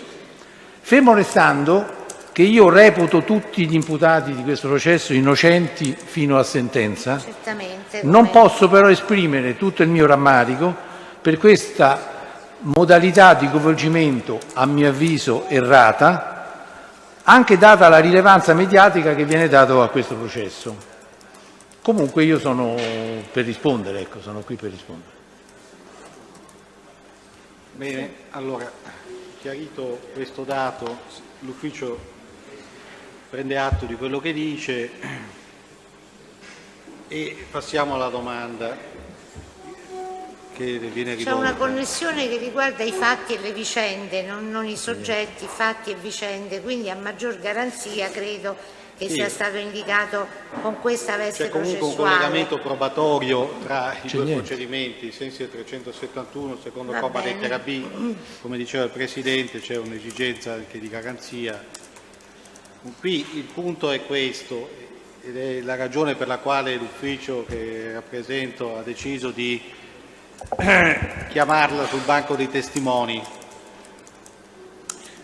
Vuole riferire quello che è a sua conoscenza in ordine ai rapporti che sono intercorsi tra l'allora sindaco Giovanni Alemanno e Fabrizio Franco Testa, imputato di questo processo, con riferimento alla vicenda, per così dire, relativa alla nomina in seno al Consiglio di amministrazione ENAV o in seno a un Consiglio di amministrazione di una controllata della stessa Tecnosky? Sì, certamente. Cerco di partire per non andare diretto. Dunque, il Fabrizio Testa è stato dal 2003 al 2006 nel Consiglio di amministrazione di ENAV quando io ero amministratore delegato. Nel 2006, quando c'è stato la scadenza e il rinnovo del nuovo Consiglio, Fabrizio Testa non era più consigliere di amministrazione. Quindi, E io ero stato rinnovato per la terza volta. quindi Testa, quando nel Consiglio di amministrazione del 2009 non era presente, non è stato Non era nel Consiglio. non è stato rinominato. Diciamo. No, Non è stato questo quando è successo a giugno-luglio con le nomine. Poi Testa mi è stato segnalato per occupare la posizione di presidente di Tecnosky. Mi è stato segnalato dal si chiama Milanese, che era il braccio destro di Tremonti, e una volta andando al Ministero dell'Economia, chiamato da Milanese, entrando nella stanza, appunto c'era anche il ministro Tremonti che disse: mi raccomando, risolvetemi questo problema con Alemanno.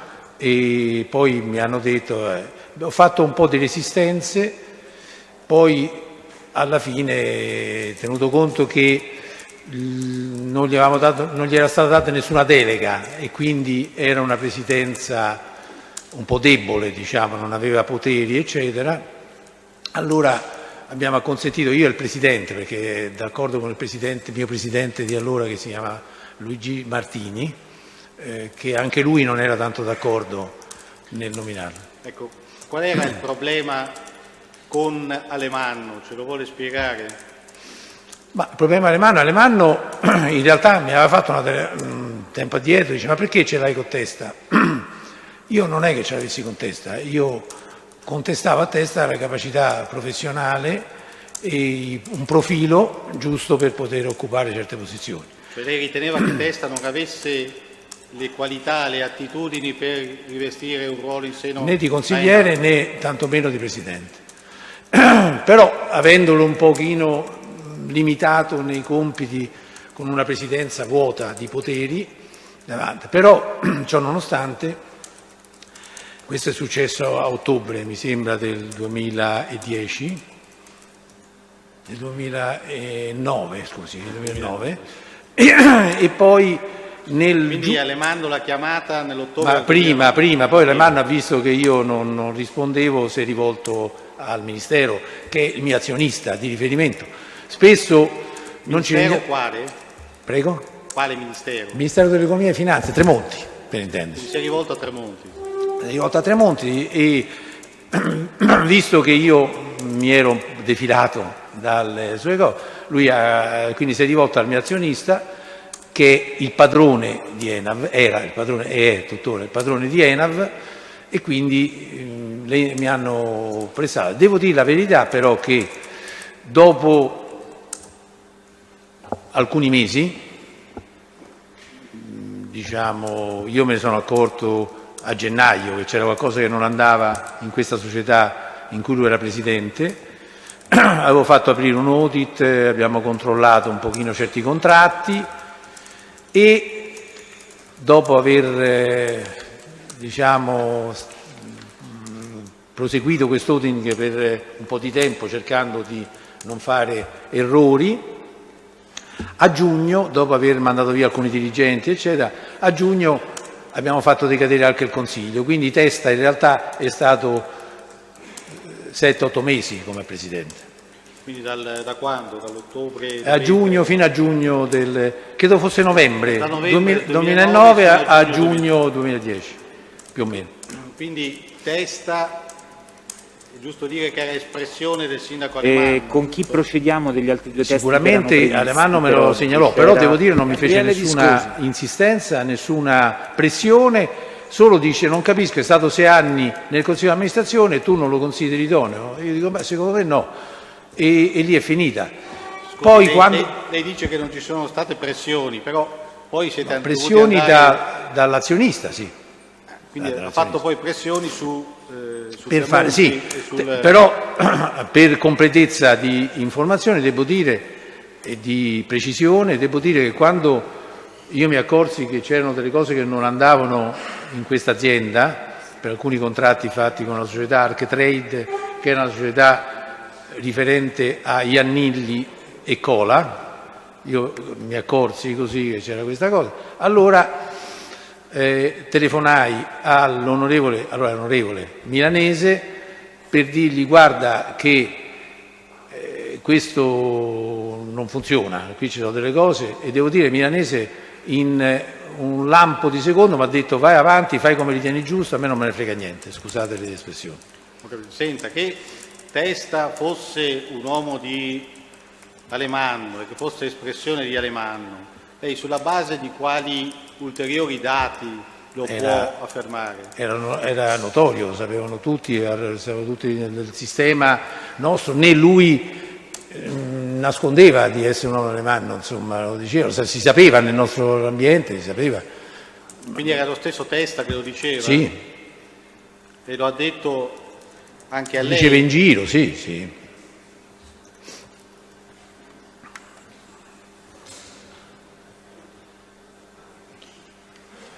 Va bene.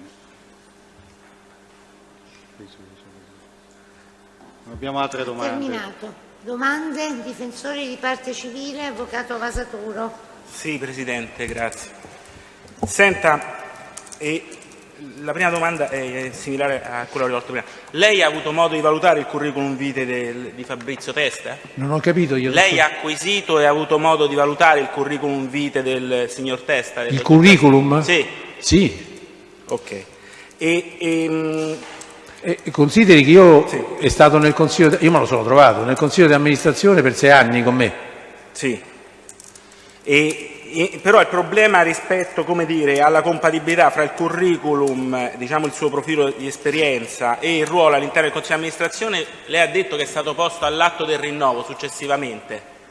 Chiedo scusa, ma non riesco a capire, a comprendere perché rimbonza la voce. Chiedo il permesso di stare seduto, Presidente. Se siete è meglio perché il microfono non altrimenti trasmette male la voce.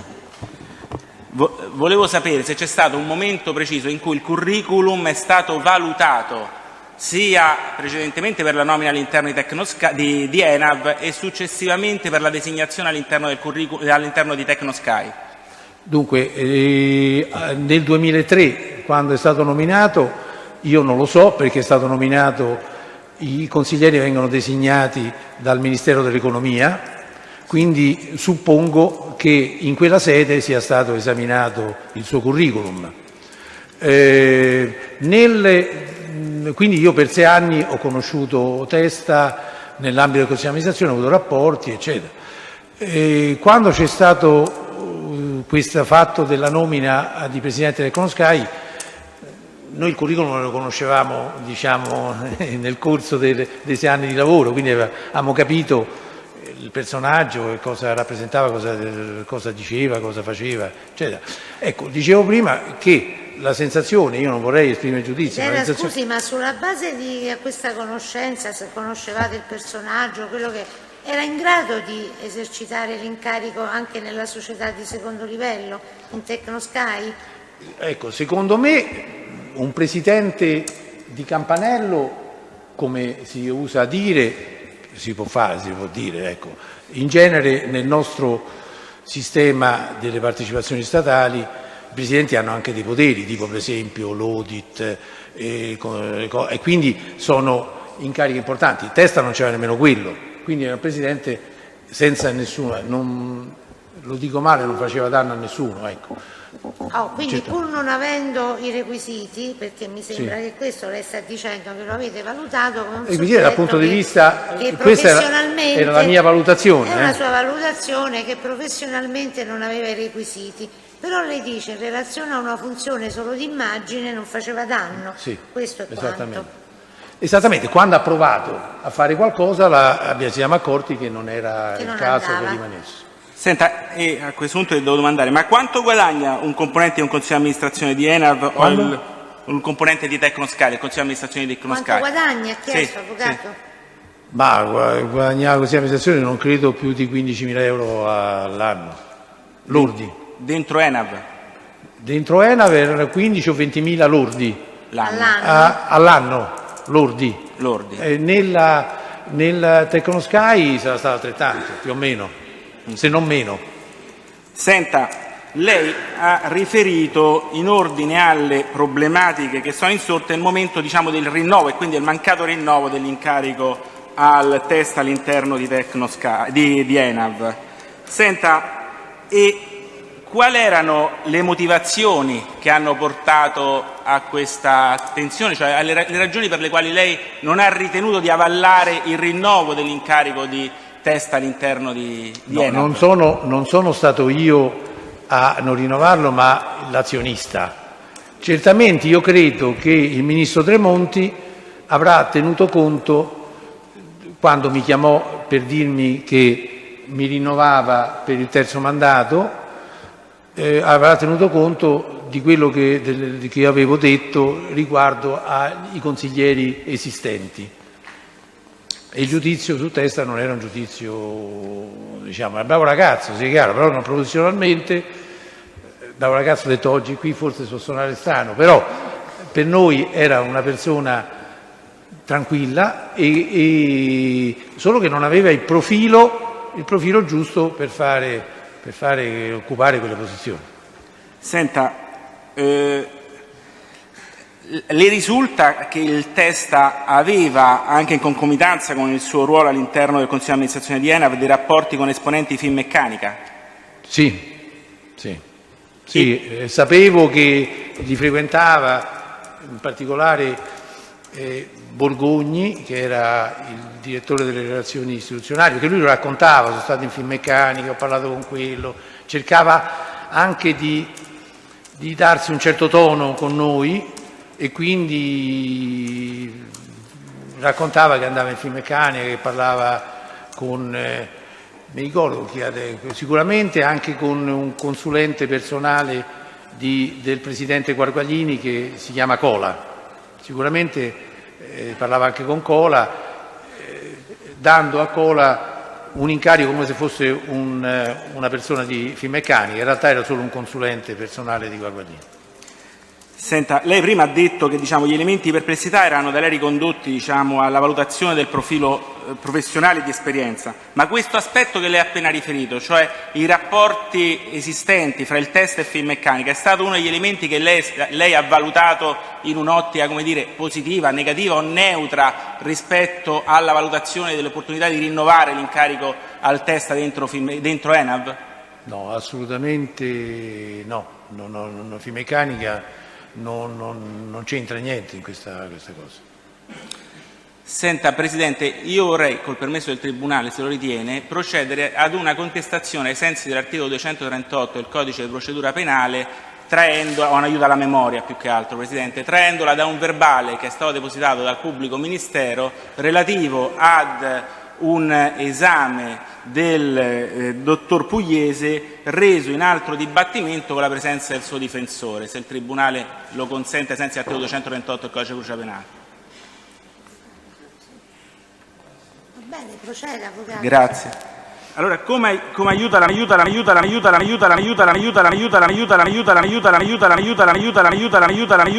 memoria o se non è così, certo. Avvocato, non diamo per scontato che... Certo. Allora, le leggo quello che lei ha dichiarato in un altro dibattimento, se vuole le do gli estremi, che è il procedimento a carico dell'avvocato milanese Marco Mario. È una dichiarazione che lei ha reso in data 28 gennaio 2013 dinanzi all'autorità giudiziaria alla presenza del suo difensore, ed è questa, pagina 14 del verbale.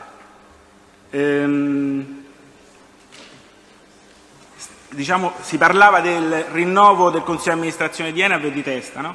E le viene chiesto dal suo difensore, cioè questo balletto di indicazioni quanto durò rispetto a quando? Sarà durato un mesetto, penso, più o meno.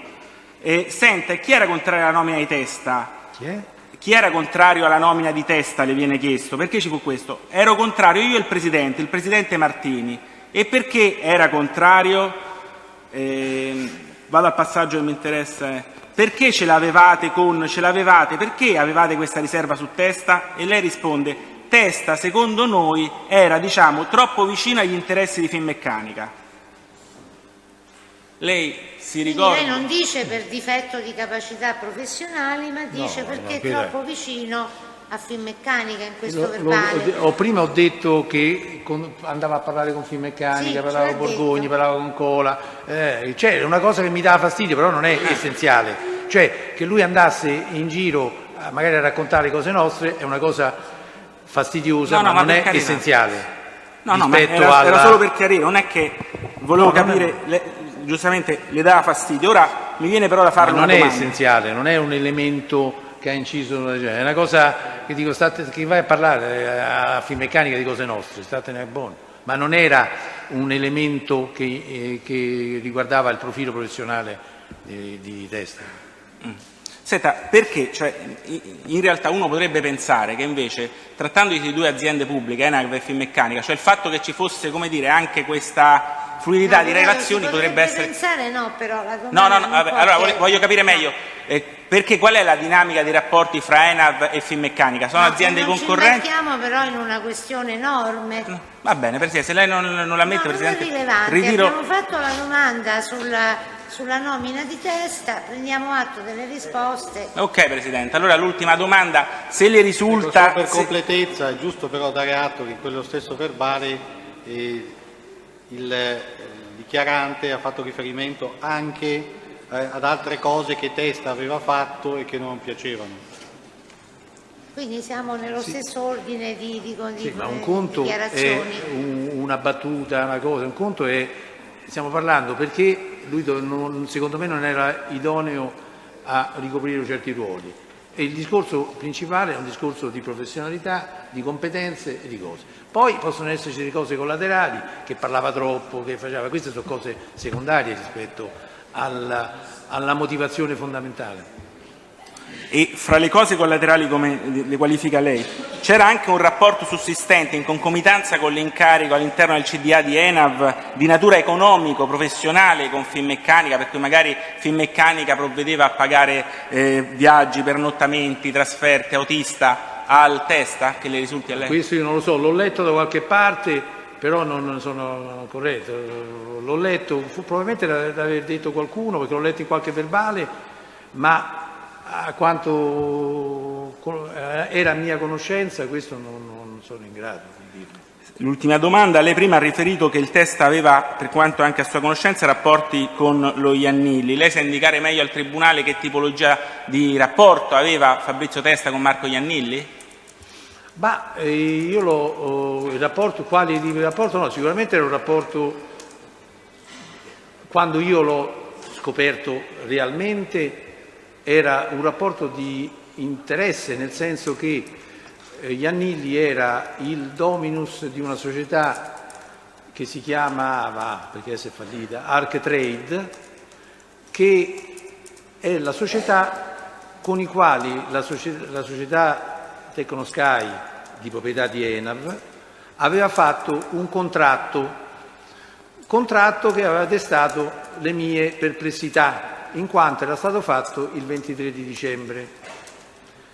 E quindi il contratto del 23 di dicembre, allora, quando sono le feste, tornato, il 6 era il giorno di festa, 6 gennaio sono a prendere le carte, mi ha fatto venire una persona, il direttore generale del Tecnosky mi ha raccontato, ho visto che c'erano delle cose che non andavano e da lì ho capito che poteva esserci un rapporto con Iannilli anche di interesse, perché questa società abbiamo saputo che era di Iannilli. E può essere più preciso? Lei ha detto ho visto delle cose che non andavano, può spiegare al Tribunale che cosa significa questa sua affermazione, cioè che cosa che non andava? Tanto era stato fatto, dice lei, il 23 dicembre, che è una data sì, singolare. Questo non significa che fosse... No, non significa da solo, significa però che è ha un acceso una elemento, lampadina. La lampadina si è accesa, dopodiché nella sostanza che cosa aveva che non andava il contratto? La sostanza era che il pagamento era stato fatto il 28 o il 29, non mi ricordo. Quindi questo è stato un ulteriore elemento di sospetto, perché uno fa il contratto e subito lo paghi, entro l'anno, eccetera, e dopo pochi giorni. Dopodiché, andando a esaminare, facendo un audit, chiesi il 7 gennaio, io ho chiesto un audit al responsabile dell'audit e il 15 gennaio viene aperta ufficialmente con una lettera a tutti l'audit e sono state scoperte parecchie, che adesso è lungo se vuole, parecchie irregolarità contabili e amministrative. Ecco. Anche come era stato fatto il contratto, come era stata fatta la trattativa, eccetera. Ecco, questo è un altro discorso. Anche su questo le chiedo di essere ancora più dettagliato, cioè può riferire al Tribunale quante e quali attività di audit, se ve ne sono state molteplici, si sono susseguite nei confronti del dottor Testa e a quali esiti sono approdate questi audit relativamente all'attività del Testa? Mi permetto di rettificare, l'audit non era nei riguardi di Testa, l'audit era nei riguardi della società che aveva fatto il contratto. Societario. Poi da lì viene fuori che era Testa che spingeva perché era la società di Iannilli, eccetera, ma all'inizio non lo sapevamo. Ok, e quindi le risultanze di questa attività di audit che cosa hanno accertato? Ovviamente è rilevante. Hanno accertato che erano state processo. fatte delle gravi irregolarità, ma è lungo adesso spiegare, gravi irregolarità amministrative contabili che hanno portato all'allontanamento prima verso marzo così, dei dirigenti di prima fascia che avevano, quel direttore degli acquisti, quelli che avevano fatto e successivamente, avendo visto un coinvolgimento del Consiglio di amministrazione, di cui Testa era presidente, anche lo scioglimento del Consiglio di amministrazione a giugno. Ma se lei può rispondere ovviamente, ma in queste attività diciamo che sono state in qualche modo, usiamo questa espressione, censurate dall'audit, voi avete avuto modo di accertare in particolare qual è stato il ruolo del Testa? Specifico personale. Oggi qui non ci interessa gli altri componenti diciamo, del management. Preciso che innanzitutto trattasi di una società, anche se controllata da ENAV, è diversa.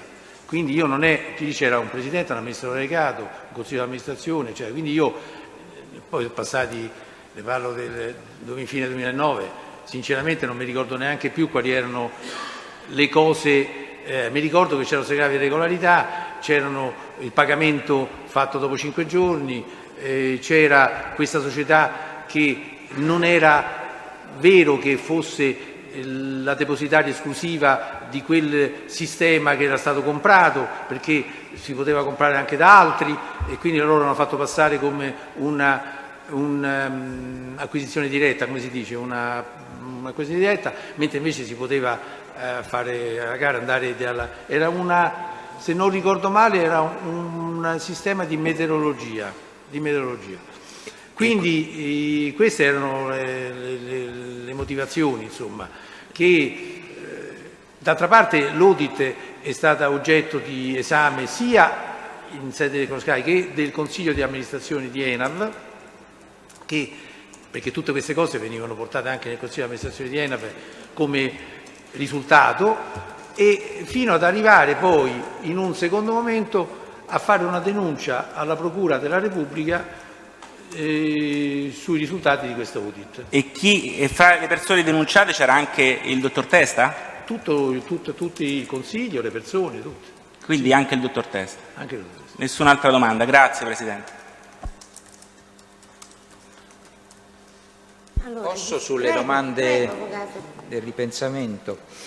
Buongiorno dottore, io sono l'avvocato Naso e sono il difensore di Testa. Senta, io ho colto un profilo di contraddittorietà in quello che lei ha detto. Prima ci ha detto che la nomina, la carica di Testa alla Tecnosky era una nomina e comunque una carica, una funzione quasi rappresentativa, così, non investita di poteri.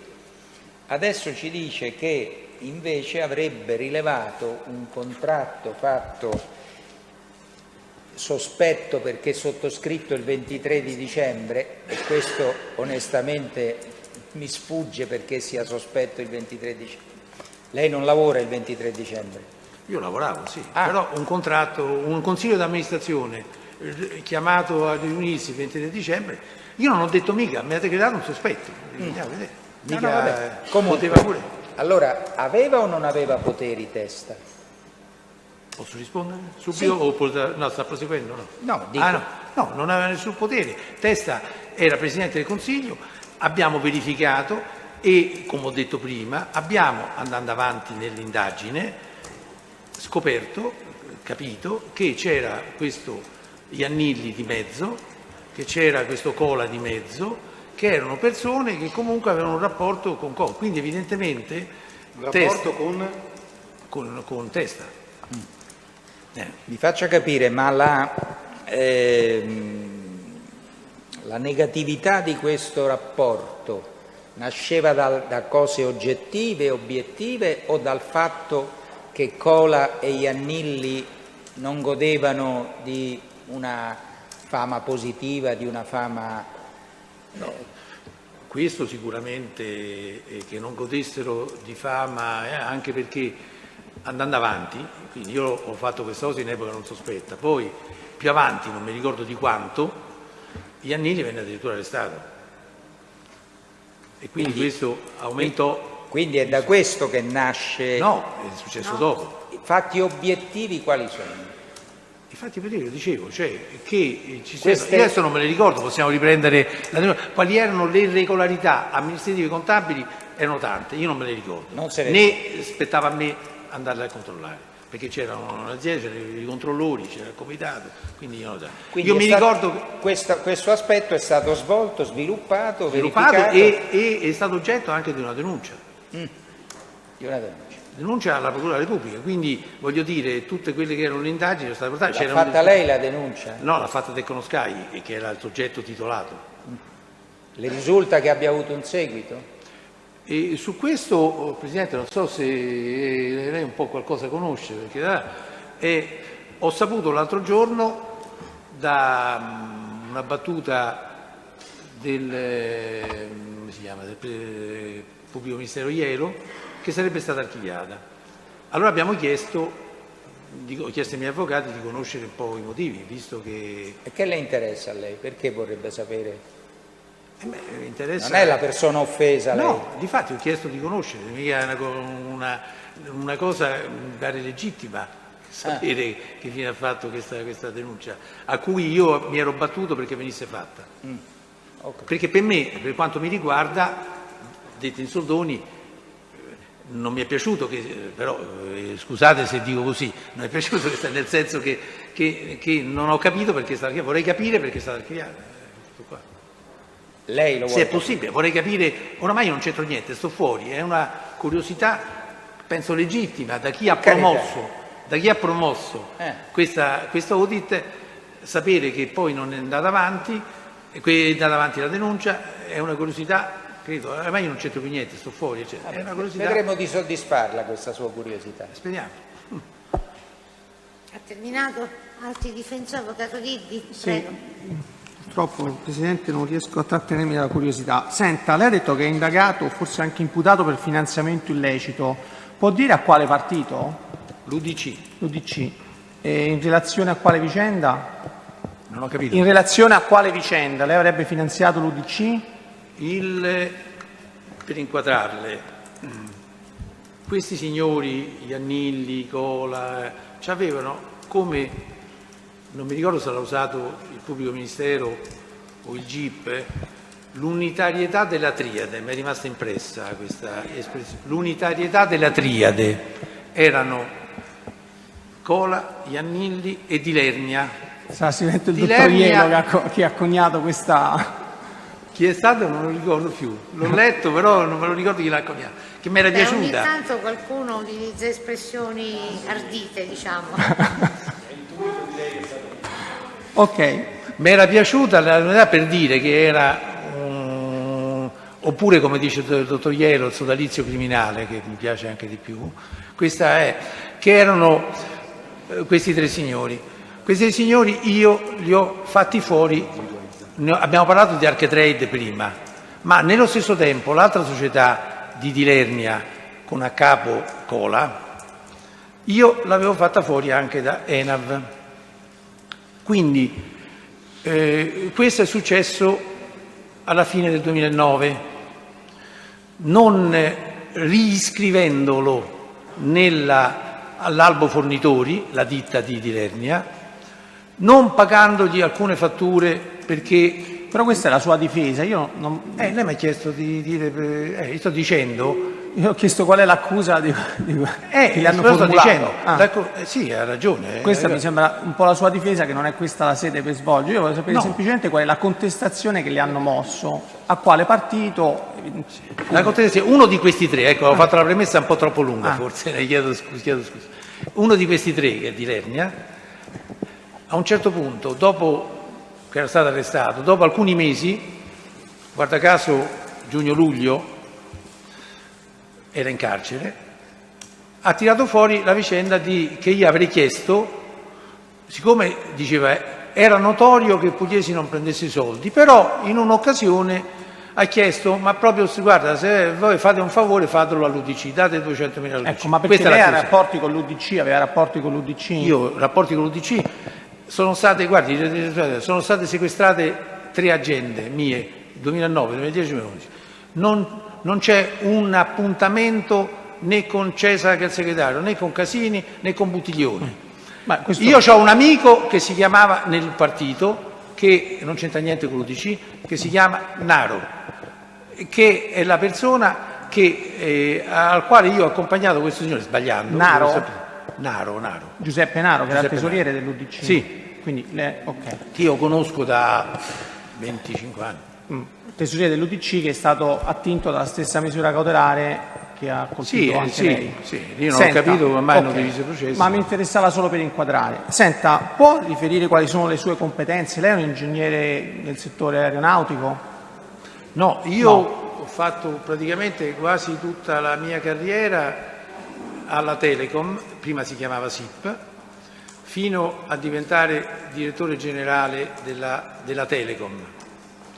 Quindi è un ingegnere delle comunicazioni? No, sono ingegnere, sono laureato in legge. E quindi è laureato in? Legge. In? Legge. Ah, è versatile.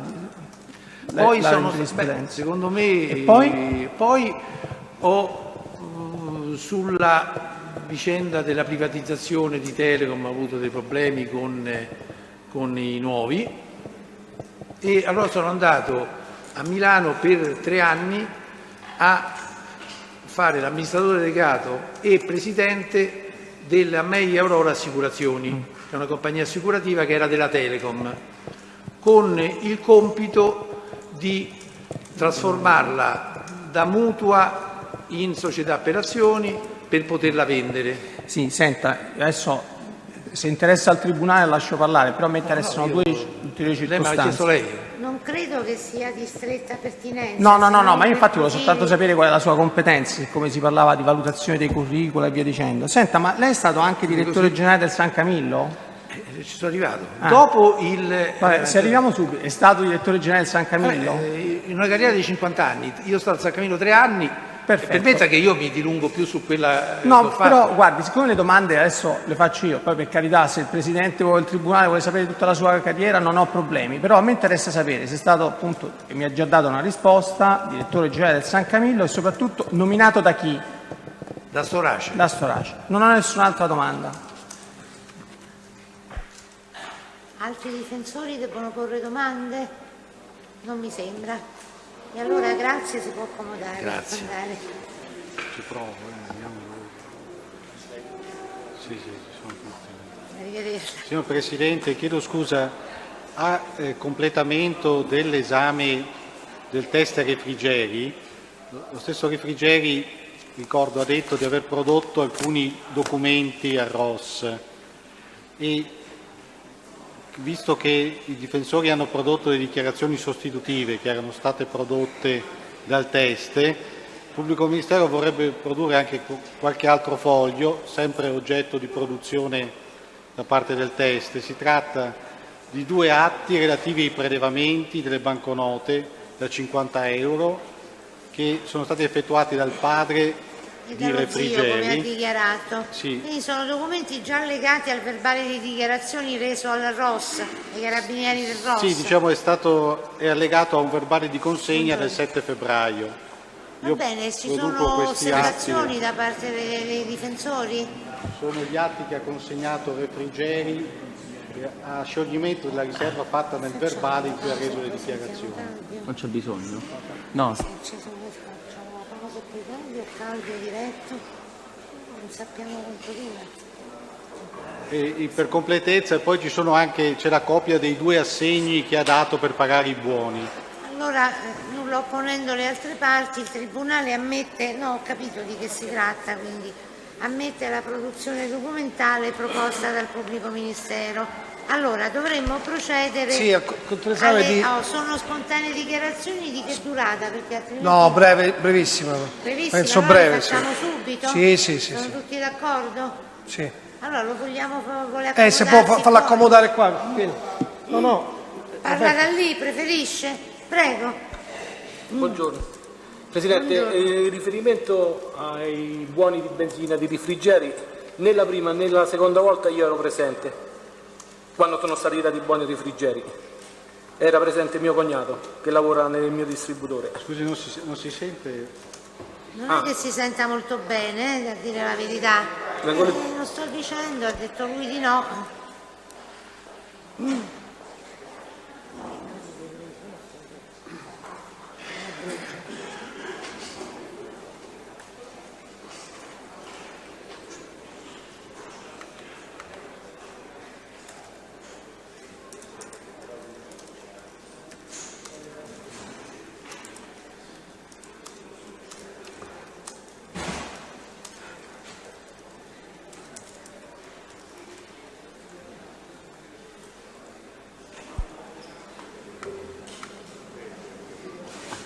Allora, se accomodi a fianco del difensore, prego, allora lei voleva rendere spontanee dichiarazioni, Sì. prego.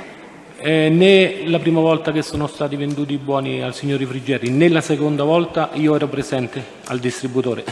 C'era mio cognato con la segretaria Suo cognato? e le mie segretarie. Scusi, sistemi meglio il microfono, forse deve essere collocato meglio.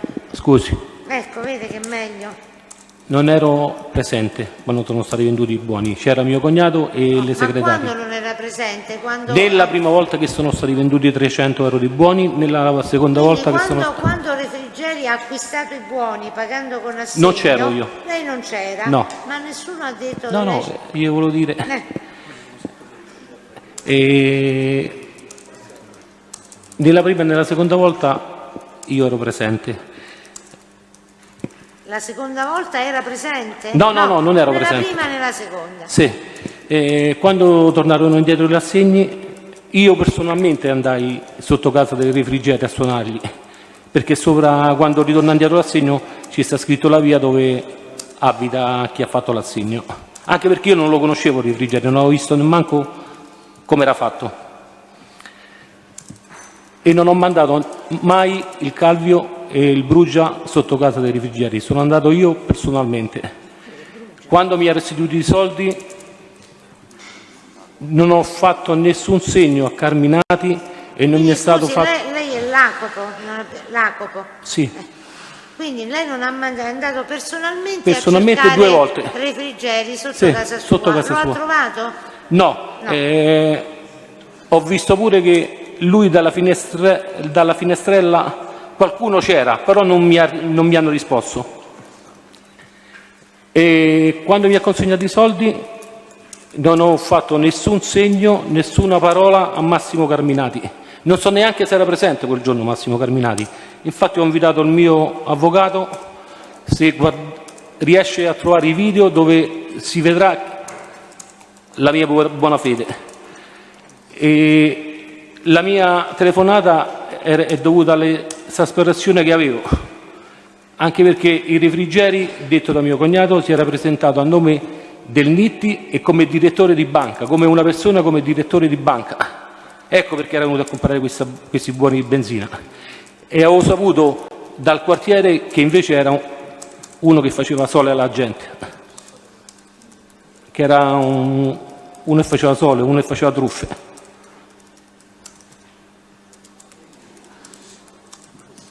Grazie. Non vuole dire altro? Grazie. Va bene, si può accomodare. Allora mi sembra che abbiamo... Calvio, Calvio, un minuto, sì. perciò mi sono confusa con i nomi, perché all'inizio avevate detto Calvio. Comunque va bene, sentiamo anche Calvio. Tanto. Prego. Un chiarimento per le parti e per il Tribunale con riferimento a all'ultima parte della deposizione del dottor Pugliesi sulla denuncia presentata da Tecnosky nei confronti di Testa. Nella produzione documentale del pubblico ministero è contenuta la sentenza di patteggiamento per il delitto di corruzione a carico di Testa, anche con riferimento ai rapporti fra Tecnosky e Arctrade. La denuncia a cui fa riferimento Pugliesi, per quale è stata fatta archiviazione, è una denuncia per truffa, e l'archiviazione è motivata dal fatto che l'ipotesi di una truffa in danno dell'ente era incompatibile con la corruzione intercorsa fra il presidente dell'ente e il privato cittadino. Per questo fatto, quindi, ed è già produzione documentale del pubblico ministero, per il fatto storico narrato, il contratto del 23 dicembre, c'è sentenza di patteggiamento passata in giudicato ed è stata prodotta dal pubblico ministero. Produzione del 18 gennaio 2016.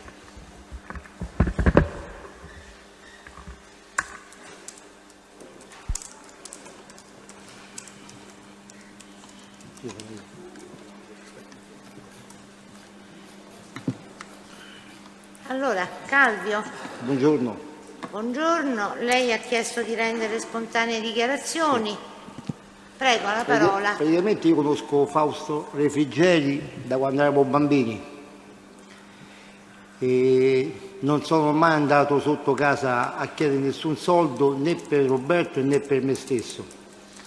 Poi volevo dire un'altra cosa, che dal mese di maggio fino a ottobre io lavoravo a Bracciano insieme alla scuola di giardinieri a un certo Gianluca Ferrante e Costantino Ferrante.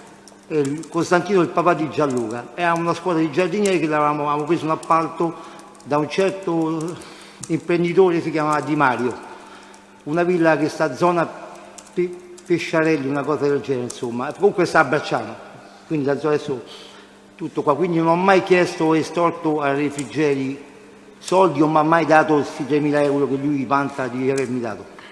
Un'altra cosa, leggendo l'informativa, ieri me l'ha fatta leggere l'avvocato, dice io l'ho minacciato alla gelateria Alaska. Le faccio presente, signor Presidente, che la gelateria Alaska è a 10 metri dal negozio della Marini e che era videosorvegliato dai ROS. Quindi pregherei se possiamo vedere queste immagini, così vedo queste minacce che facevo a questo Refrigeri. Tutto qui. Io la ringrazio. Prego.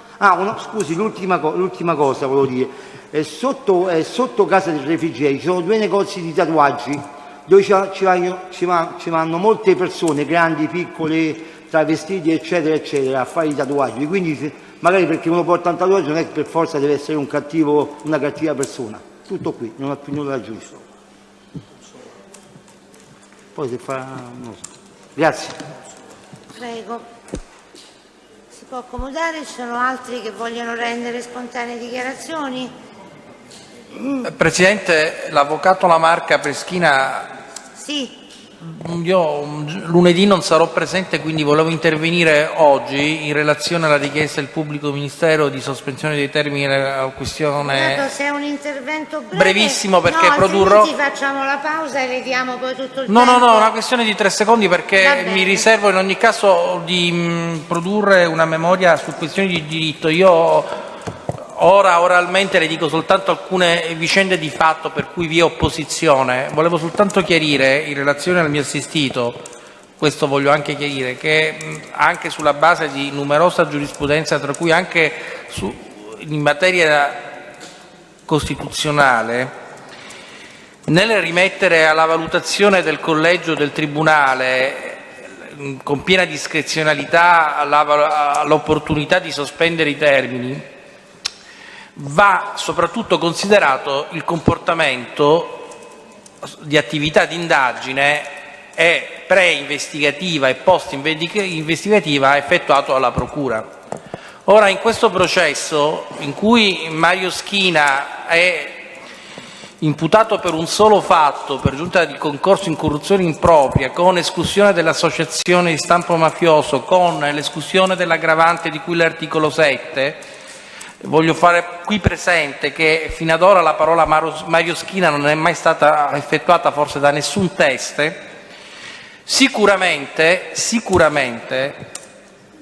la posizione di Mario Schina viene travolta da fatti processuali e differenti processi che sono stati, quindi vicende, fatti, circostanze, situazioni che sono state in un primo momento unite nelle fasi di indagini e successivamente unite anche con richiesta da parte di questa Procura.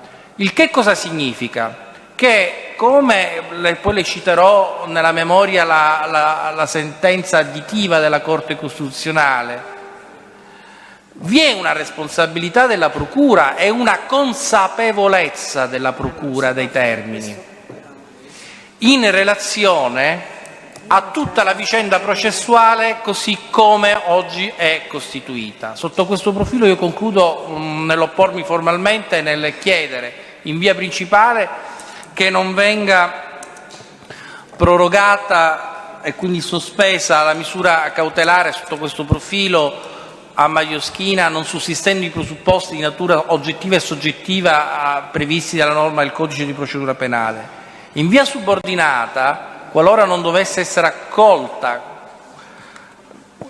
questa richiesta, chiedo lo stralcio della posizione di Mario Schina, potendo dire semplicemente che in una settimana la posizione di Mario Schina sarebbe facilmente esaminabile, cioè basterebbe una settimana di processo. È stata già proposta dall'avvocato Giannone. Lo so, io poi produrrò in diritto tutto il resto, oggi mi astengo, quindi io oggi formalizzavo questa, non essendo presente. Poi volevo anche dire questo, nella sentenza, per chiudere, nella sentenza guardi, le ho chiesto se ha bisogno di tempo lo facciamo. No, ma era una questione, una semplice battuta. Mi dice no, bastano pochi minuti. Mi fermo qua. Allora produce una memoria scritta, grazie.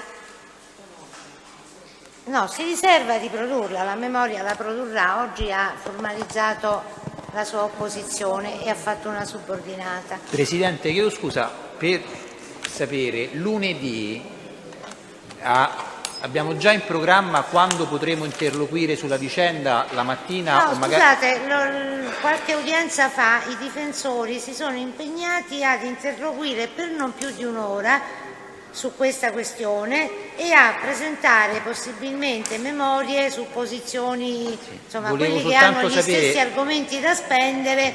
Certo, spero che non li ripetano dalla mattina fino alla sera. Volevo soltanto sapere se ci avrebbe concesso questa ora la mattina o il pomeriggio, perché la mattina per la difesa Turella eravamo impegnati in processi al Tribunale.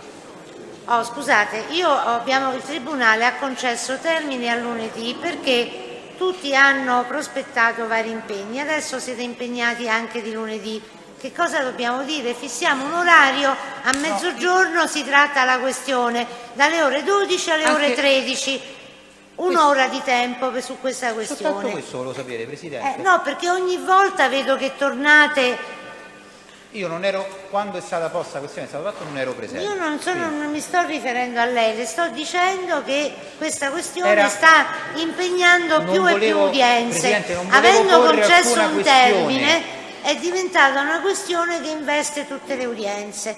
Non volevo porre nessuna questione, era solo una Allora, cortesia viene di trattata un'indicazione lunedì tra di- tra le 12 e le 13 la questione. Grazie.